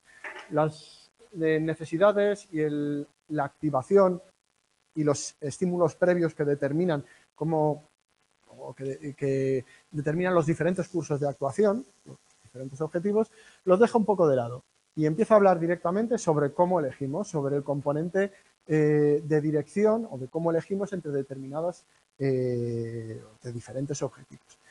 Y aquí mete una gran cantidad de pasos que influyen en la toma de decisiones. Y curiosamente, dentro de esa cantidad de pasos en la toma de decisiones, hay algunos que tienen más que ver con lo que hemos hablado antes como activación o componente cuantitativo de la motivación. En particular, los dos primeros. Fijaros, ¿cuál es el primer paso a la hora de tomar una decisión sobre cómo actuar en una determinada dirección? Pues el primer paso es que aparezca un estímulo, ¿no? Que tengas una necesidad determinada, que haya algún objetivo, algo que quieras cumplir, uno o varios. Pero eso y la percepción del estímulo, es decir, que el estímulo sea cercano o que aparezca o que puedas percibirlo. Si uno tiene hambre, pero imaginaos que esto también es un ejemplo muy burdo, pero imaginaos una ratita con mucho hambre o un topo con mucho hambre, con una comida delante, pero que está detrás de un cristal y no puede olerlo, y como los topos no ven, pues tampoco, perdón, no puede olerlo y no puede verlo porque los topos tampoco ven. Pues por mucha hambre que tenga, no va a realizar ninguna conducta para conseguir la comida, porque no puede percibir el estímulo. Como veis, esto tiene más que ver con la activación, es decir, con el componente cuantitativo, con la cantidad de activación que provoca un estímulo cuando aparece o una necesidad cuando aparece, que con la dirección, aunque lo meta dentro de la toma de decisiones. Pero veis que de nuevo es lo mismo que lo que hemos estado viendo, que son exactamente los mismos pasos, pero puestos de manera ordenados de manera diferente, según cada uno lo tome como parte de una fase o de otra. Después, en una tercera fase, por cierto, aquí es donde os habla en el libro, os habla en la percepción del estímulo, es cuando os pone el ejemplo ese famoso, que no habla de Vickery, no pone la referencia, pero sí que habla de una conocida marca de refrescos, así lo pone, que introdujo una serie de imágenes en los rollos de las películas, en los cines, lo que provocaba, creo que casi lo digo literalmente, según lo dice el libro, un exacerbado deseo o algo así, pone en el libro, de consumir esos refrescos, ¿vale? Eso que pone en el libro se basa en el experimento de Vickery que yo os conté que era falso. Y tener en cuenta que, bueno, eso no es un ejemplo muy acertado porque en el cine no se puede hacer eso, ¿vale? Es imposible. No se pueden meter imágenes subliminales sin que te des cuenta y que te provoque un deseo tremendo de comer. Aunque las metieses, tampoco te provocaría un deseo tremendo de comer, ¿vale? El hecho de que pongan fotogramas aleatorios en mitad de un programa de televisión, de una película, no va a provocar de repente que tengáis hambre. Eso es una chorrada como un pilar, ¿vale? No ocurre. Pero si os lo preguntan en el examen, sí que ocurre, ¿vale? Porque lo pone en el libro y lo que va A mí es lo del libro, pero que sepáis que eso no ocurre así. En los experimentos que se han hecho con ese tipo de cosas, lo único que puede ocurrir es que una persona que, por ejemplo, imaginaros que cogemos a personas y las dejamos sin beber durante todo el día, ¿vale? Tienen mucha sed. Bueno, pues si nosotros, con mucha sed, y además les damos un caramelo con sal, salado, para jorobarles más todavía, ¿vale? Bueno, pues si en ese momento realizamos un experimento en el que metemos imágenes subliminales, es decir, imágenes que no sean percibidas de manera consciente, que tengan que ver con una marca determinada de refrescos o lo que sea, sí que puede haber cierta tendencia a que si tienen delante algo que les permita beber o elegir una marca, a la que la elijan con una probabilidad algo mayor, durante un tiempo muy pequeñito, es decir, mientras se está realizando el experimento, pero solo en esa situación, ¿vale? Fuera de eso, es decir, cuando se vayan de allí, ni van a elegir una marca con mayor probabilidad, ni van a tener más deseo de beber esa marca, ni nada parecido. Es decir, esos efectos ocurren en una escala muy pequeñita y durante un tiempo muy concreto y son en situaciones muy, muy, muy determinadas. A ese señor no le va a gustar más el Aquarius porque nosotros le pongamos imágenes, ¿vale? Solamente si ocurre eso, sí. A ver, esto a lo mejor no tiene nada que ver, pero cuando escuchamos agua caer, Sí. ¿por qué queremos ir al baño? Ostras, pues no tengo ni idea, si te digo la verdad. Me imagino que eso solo ocurre igual cuando quieres ir al baño. Y que el mero hecho de escucharlo, pues puede, por un proceso de condicionamiento, por el hecho de que cuando tú vas al baño escuchas el mismo sonido. Y eso se asocia al orinar. Y cuando tú lo escuchas, claro, básicamente es eso. Claro, y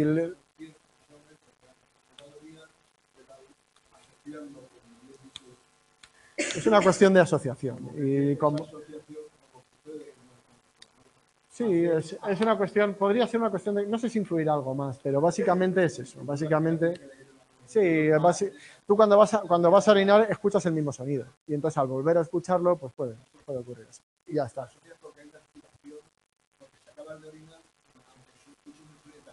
Hay una predisposición. Hombre, tienes que estar meándote. Si no, no funciona la cosa, ¿vale? Porque si no hay si no hay unas ganas previas, también hay ciertos músculos que se activan de manera automática. Como ese sonido está asociado a esa función concreta o a esa conducta concreta, pues ciertos circuitos o ciertos músculos se pueden activar, presionar la vejiga y darte más ganas, ¿vale? Por ahí va la cosa.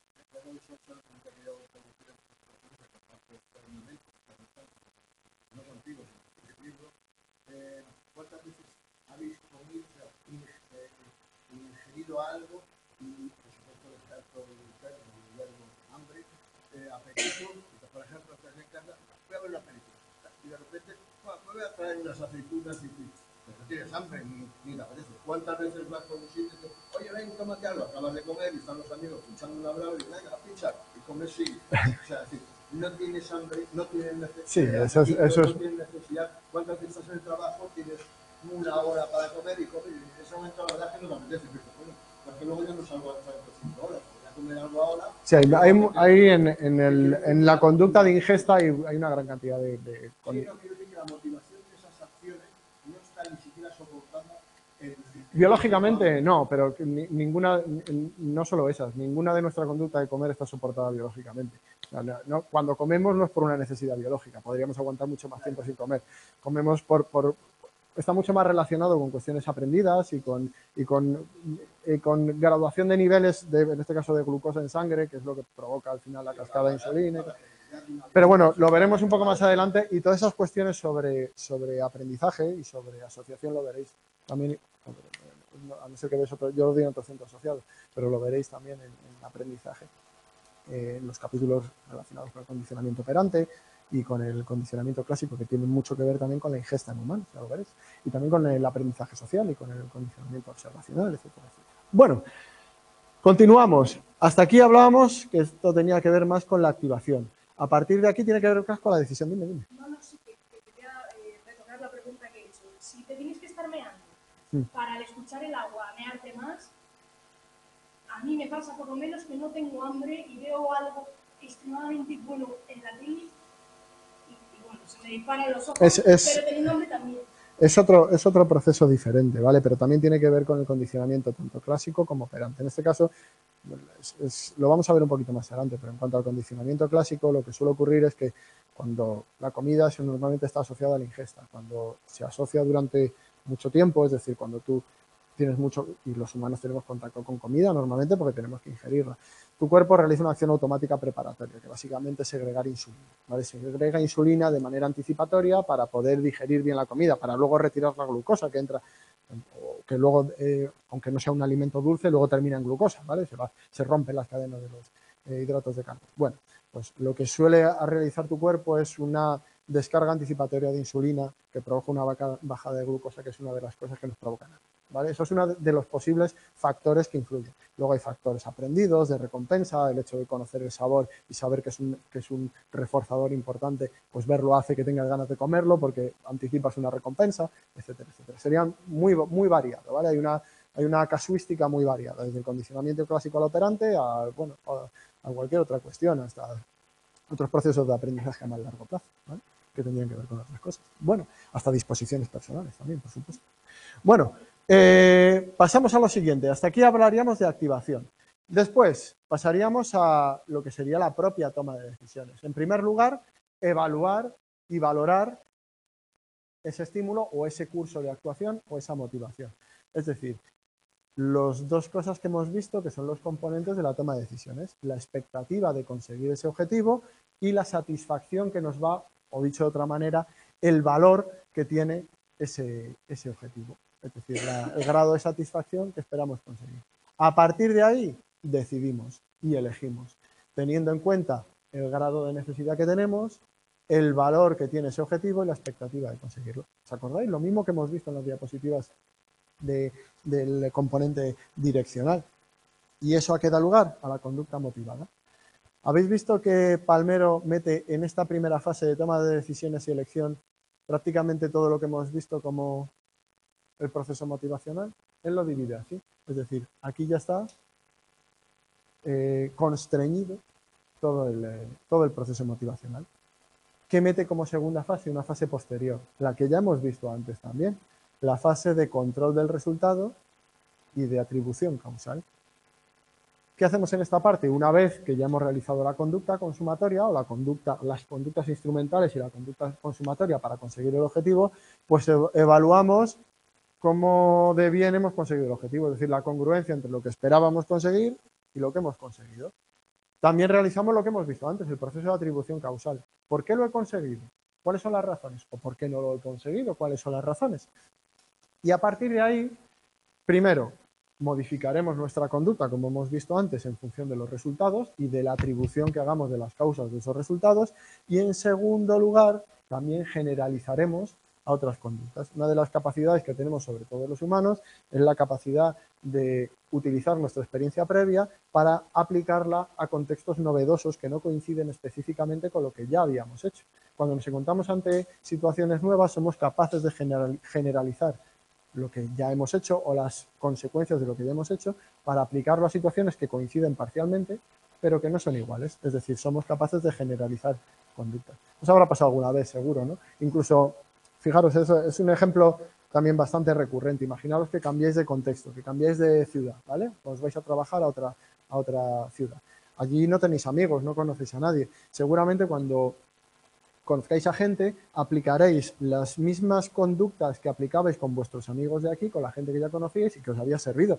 Nosotros nos comportamos con nuestra gente, con nuestros amigos, familia, de la manera que nos comportamos, porque han sido conductas que han llevado a la aprobación de los demás, es decir, a que nos tengan cariño, a que queden con nosotros, a tener relaciones importantes y agradables para nosotros. Cuando nos encontramos en una situación nueva, con otra gente, ¿qué aplicamos? Pues los mismos esquemas que tenemos, las mismas herramientas que tenemos para nuestra actividad social. Si aquello va bien, es decir, damos por hecho que si son personas más o menos similares, pues las mismas actuaciones llevarán a consecuencias más o menos similares. ¿Qué ocurre si no llevan a las mismas situaciones o las mismas consecuencias y no nos va bien? Pues seguramente aplicaremos todo esto, atribuiremos la causa. ¿Por qué? ¿Es por mí? ¿Es por ellos? ¿Porque tengo que cambiar de amigos? ¿Es porque esta gente no es buena? ¿Es porque yo no soy bueno haciendo amigos? ¿O porque no soy bueno con ellos? ¿Es porque son de otra manera? Y cambiaremos nuestra conducta. ¿Veis? Un proceso de generalización a la hora de aplicar a nuevas situaciones lo que ya he hecho, y también un proceso de atribución de causas y de flexibilidad para cambiar esas conductas cuando veo que no funcionan. Ese sería el último paso de control del resultado y de la acción realizada, que nos sirve en el futuro. Porque, como os he dicho antes, aunque aquí casi todo ponga flechas para adelante, el proceso motivacional es un círculo, ¿vale? Es un bucle que, aunque un motivo o una conducta termine, siempre aparece otro nuevo. Entonces estamos en un bucle constante de retroalimentación y de avance hacia los motivos elegidos y hacia la consecución de los objetivos. Bueno, luego hablaremos de esto, ¿no? Aquí no he puesto nada más porque esto lo vamos a ver en los siguientes temas. Después de hablar de los motivos específicos, los básicos, los primarios y los secundarios, básicos primarios en lo mismo y secundarios, luego hablaremos de la relación del proceso motivacional con diferentes sistemas o con diferentes disciplinas, con cuestiones biológicas, con el aprendizaje y con los procesos cognitivos, que serán, si no me equivoco, los temas 6, 7 y 8. De hecho, ahora que estoy pensándolo, creo que las relaciones con el aprendizaje es el tema 7, así que las prácticas serían 7 y 8, si no recuerdo. ¿Vale?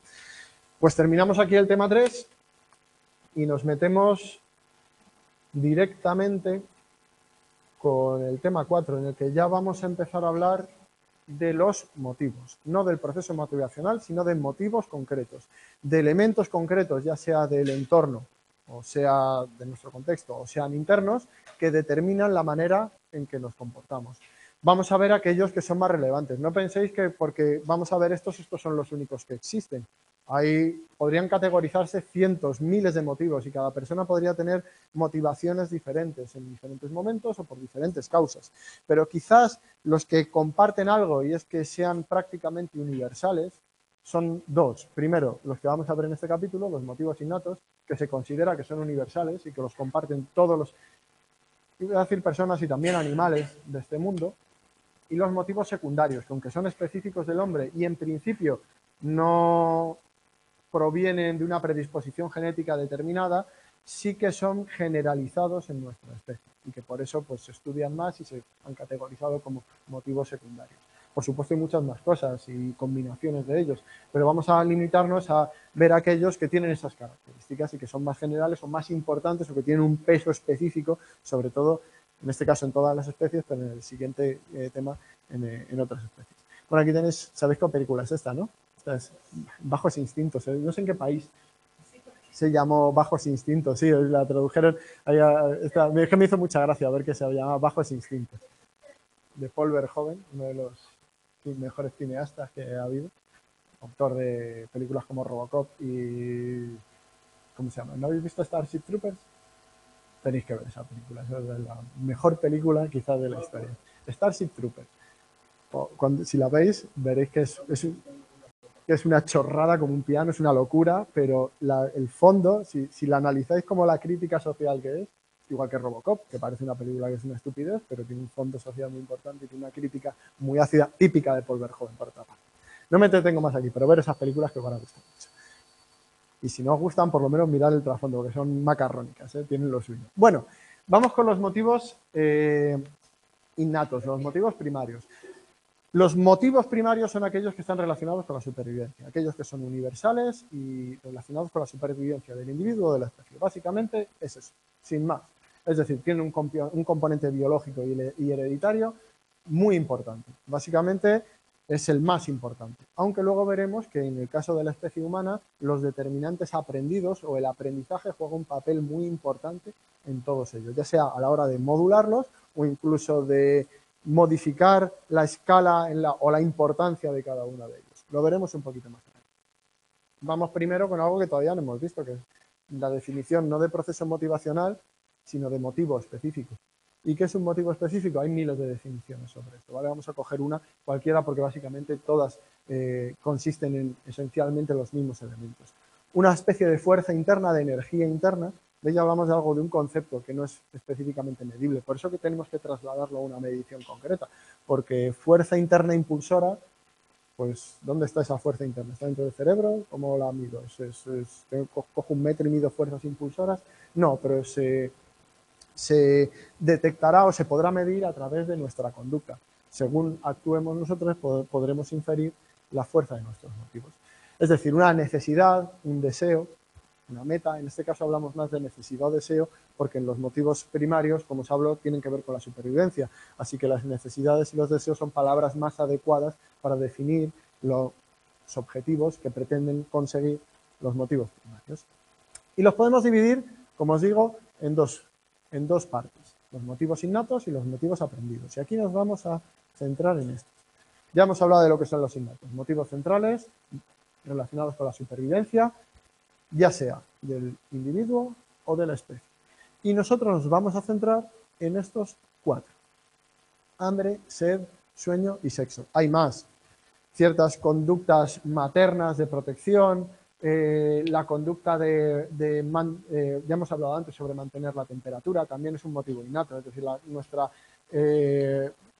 predisposición innata por mantener nuestra temperatura corporal, porque lógicamente si no nos morimos, pues también es una motivación innata. Pero estos han sido los más estudiados, los que más investigación, seguramente por su relevancia en nuestra especie y en otras especies y por el fácil acceso a cada uno de ellos, porque son conductas que se realizan muy frecuentemente en casi todas las especies animales, por lo menos en las que tienen cierta complejidad del sistema nervioso.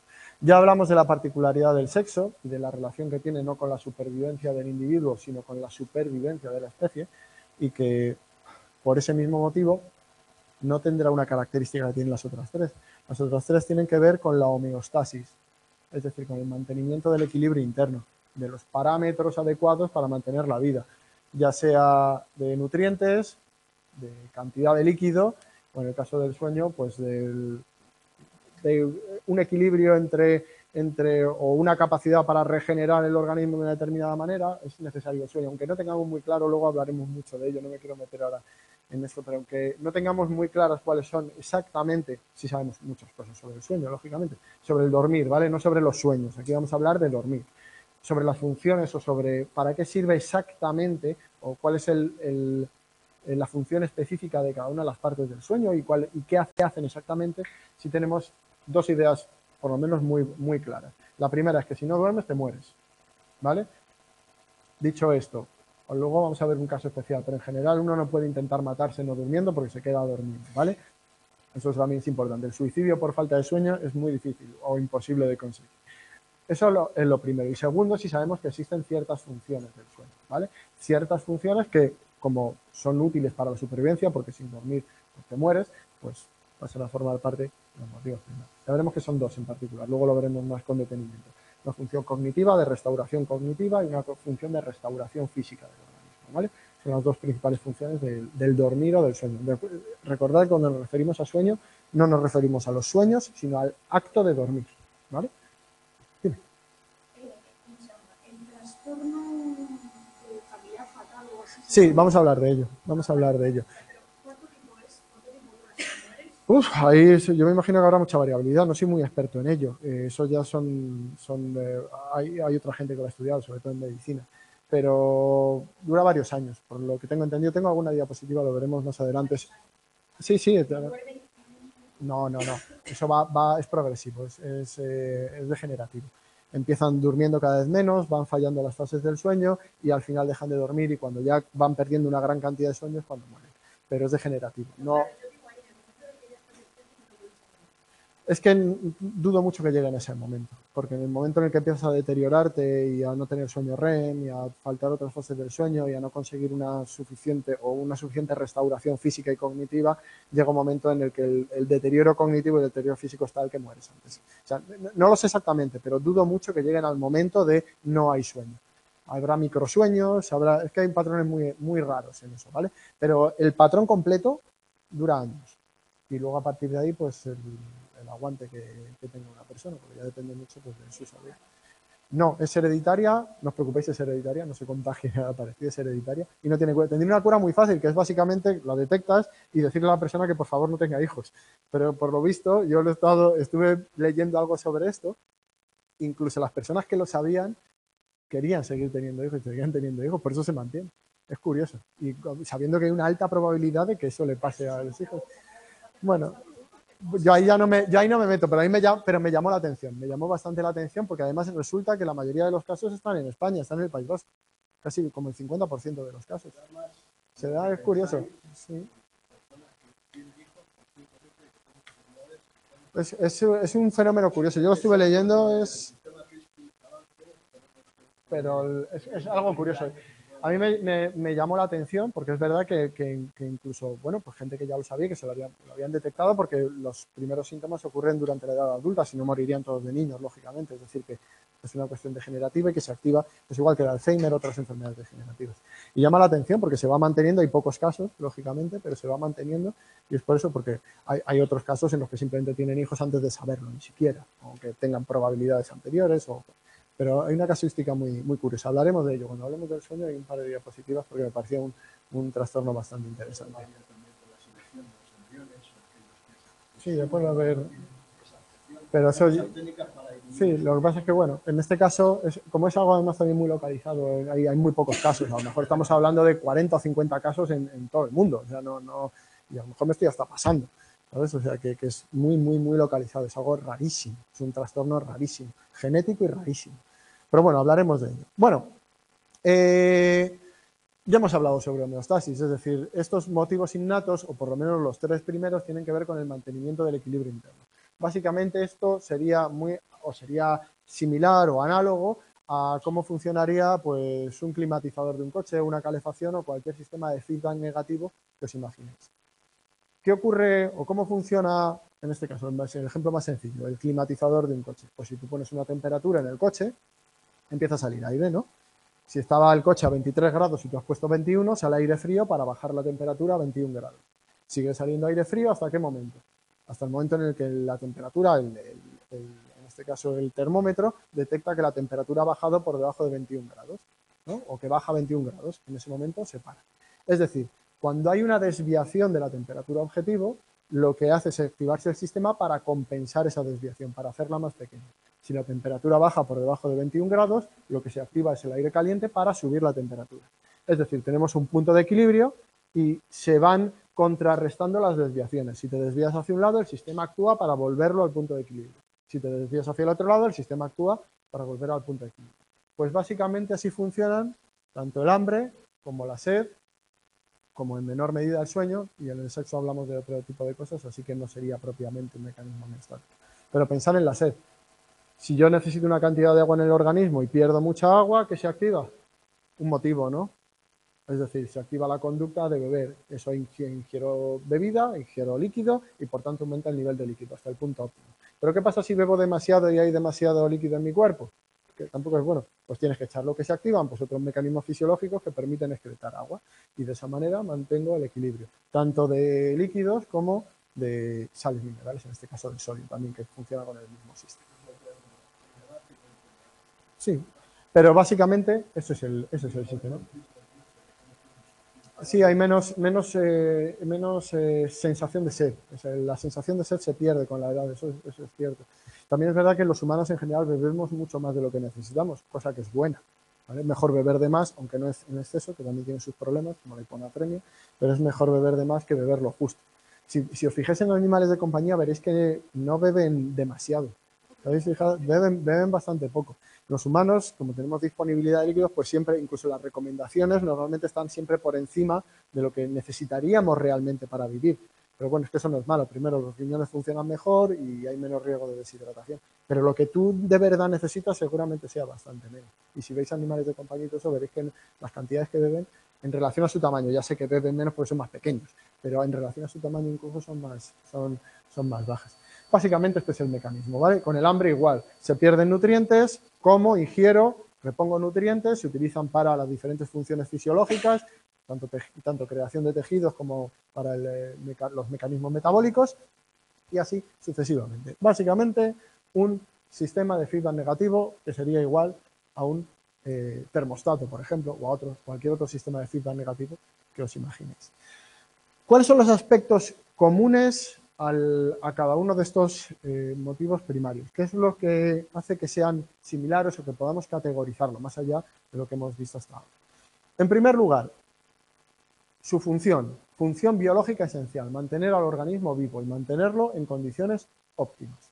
Son, por tanto, autorregulatorios, excepto el sexo, que es regulatorio o que es imprescindible respecto a la especie, no respecto al individuo. Todas, y esto es importante, son conductas propositivas. Es decir, son espontáneas, no son conductas reflejas. No confundáis motivos innatos con conductas reflejas. La conducta de comer no es un reflejo. Un reflejo es que yo te doy un martillazo aquí y levantas la pierna, ¿vale? Eso es un reflejo. Un reflejo es que te sopla el ojo y se te cierra el párpado. Eso es un reflejo. Estos son conductas propositivas, determinadas por la herencia, con una predisposición muy grande para realizarlas, que aumenta esa necesidad cuanto mayor es el desequilibrio homeostático, sí, pero todas son conductas propositivas para las que tenemos una predisposición, no conductas automáticas que se realizan sin ninguna intervención consciente del sujeto, en el caso de los humanos, ¿vale? También son muy persistentes, lógicamente, porque de ello depende nuestra supervivencia. Así que cuando uno realmente tiene un desequilibrio importante en alguna de estas necesidades, pues la persistencia y el grado de conducta para llegar o para poder consumar una de estas conductas, pues es muy alto. Y está relacionada en su regulación sistemas cerebrales que sobre todo implican al hipotálamo y a lo que se denomina sistema límbico. También veremos hipófisis y partes de una parte del cerebro que desde el punto de vista evolutivo es más antigua. ¿Por qué sabemos que es más antigua desde el punto de vista evolutivo? Pues básicamente porque compartimos esas zonas con muchos animales que tienen poco que ver con nosotros. Es decir, esas zonas cerebrales, o similares a ellas, son comunes a muchas especies animales, especies que están muy alejadas o que tienen un desarrollo cerebral menor. Así que por eso sabemos, y bueno, y también tiene su lógica, ¿no? Si esas zonas del cerebro regulan conductas que tienen que ver con la supervivencia, es lógico que prácticamente todo ser vivo con sistema nervioso pues tenga zonas similares, por lo menos los que tienen cierta complejidad. Los vertebrados, pues casi todos los vertebrados tendrán, o casi todos tendrán ese tipo de sistemas, porque son los que les permiten mantenerse vivos. A partir de ahí, el nivel de desarrollo cerebral pues dependerá de cada especie, pero estos sistemas comunes parece que tienen una antigüedad evolutiva bastante. ¿Dónde están las zonas que regulan los tres primeros, bueno, también el cuarto, los motivos primarios? Bueno, pues aquí lo tenéis, tanto el hipotálamo como la hipófisis. Esta zona es una zona que es curiosa porque une nuestro sistema nervioso con la segregación de sustancias al torrente sanguíneo. La hipófisis segrega sustancias al torrente sanguíneo a través de las señales que recibe del hipotálamo. Es decir, que nuestro sistema nervioso, nuestro sistema cognitivo, puede afectar a nuestro sistema fisiológico, puede modificar nuestra fisiología a través de este mecanismo. De hecho, por supuesto que ocurre. ¿Por qué la ansiedad y el estrés son malos para la salud?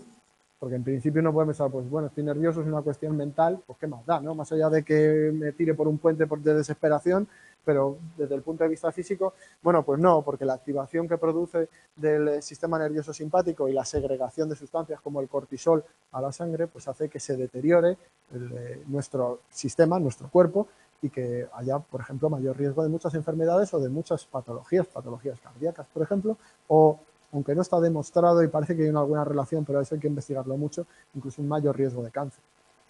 Aunque eso hay que investigarlo mucho, ¿vale? Parece que hay un patrón ahí por el hecho de que el funcionamiento de tu sistema inmunitario es peor en situaciones de mucho estrés, de mucha ansiedad, y eso puede hacer que las células que tenemos de manera natural, que básicamente matan a las células cancerosas que solemos generar normalmente a lo largo de nuestra vida, porque generamos muchas, y nuestro sistema inmunitario pues se encarga de eliminar esas células tumorales o células mutadas. Pues si funciona peor, pues puede dar lugar a un mayor riesgo. Aunque yo os digo que esto es una hipótesis, ¿vale? No, aquí sí que hay poca evidencia y habría que estudiar mucho, pero para que os hagáis una idea de cómo nuestro sistema nervioso puede afectar a nuestra fisiología pues a través de diferentes sistemas, y este pues es uno de ellos. Que por cierto también controlan pues todas estas conductas o motivaciones innatas, las que vamos a ver. Aquí tenéis otra imagen de lo que sería el sistema límbico con cada una de sus estructuras, ¿vale? Todo esto que está coloreado sería el sistema límbico. Incluye el hipotálamo, la amígdala, la hipófisis. Bueno, la hipófisis sería casi más parte del sistema hormonal. Pero bueno, y regula cuestiones básicas, como el hambre, emociones, ¿vale? Todo lo que tendría que ver con motivos innatos. Bueno, ¿qué hora es? A lo mejor me estoy pasando. Sí, ya terminamos aquí. Ya la semana que viene empezaremos con el primero de los motivos, con el motivo de hambre. A las 4:30. La semana que viene empieza a las 4:30 ya, ¿vale? Luego volveremos a tener otras 3 a las 4, porque el día 17 no hay tutoría, ¿vale? El día 17 de noviembre lo avisaremos, no os preocupéis, os mandaré también un correo a todos. Pero el día 17 no hay tutoría. Si queréis venir a la actividad que vamos a organizar, no hay tutoría porque es la Semana de la Ciencia y el día 17 organizamos en la facultad, otros 2 compañeros y yo, unas charlas y debates sobre la memoria en el salón de actos de la facultad. De motivación. El resto sí, a no ser que haya algún otro tutor que también vaya a organizar alguna actividad. En nuestro caso, allí en la Facultad de Psicología, 3 profesores de allí, del Departamento de Psicología Básica, pues vamos a organizar una actividad sobre memoria. Si queréis apuntaros a alguno, pues quedan plazas todavía. Es en la calle Juan del Rosal, es en Ciudad Universitaria. Está al lado de la Facultad de Informática de la Complutense. Día 17, jueves, de 5:30 a 8:30, si no recuerdo mal. Para apuntarse, hay que apuntarse a través de, porque el aforo está limitado, yo me imagino que quedarán plazas porque pusimos 100 plazas, es en el salón de actos. Hay que apuntarse a través de la página de la Comunidad de Madrid, donde está la página de la Semana de la Ciencia, y ahí aparece la actividad, ¿vale? Memoria, sobre cuestiones curiosas sobre la memoria humana, funcionamiento de la memoria humana, fenómenos específicos, datos curiosos y una especie de debate, ¿vale? Si queréis apuntaros, pues ahí está. Y si no, pues nos vemos a la semana siguiente, que empezaremos a las 4.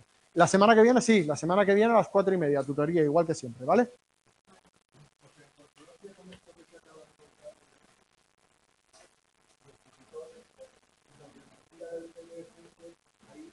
Sí, está grabada, chicos, está grabada, no os preocupéis. La subo mañana al foro, como siempre, ¿vale?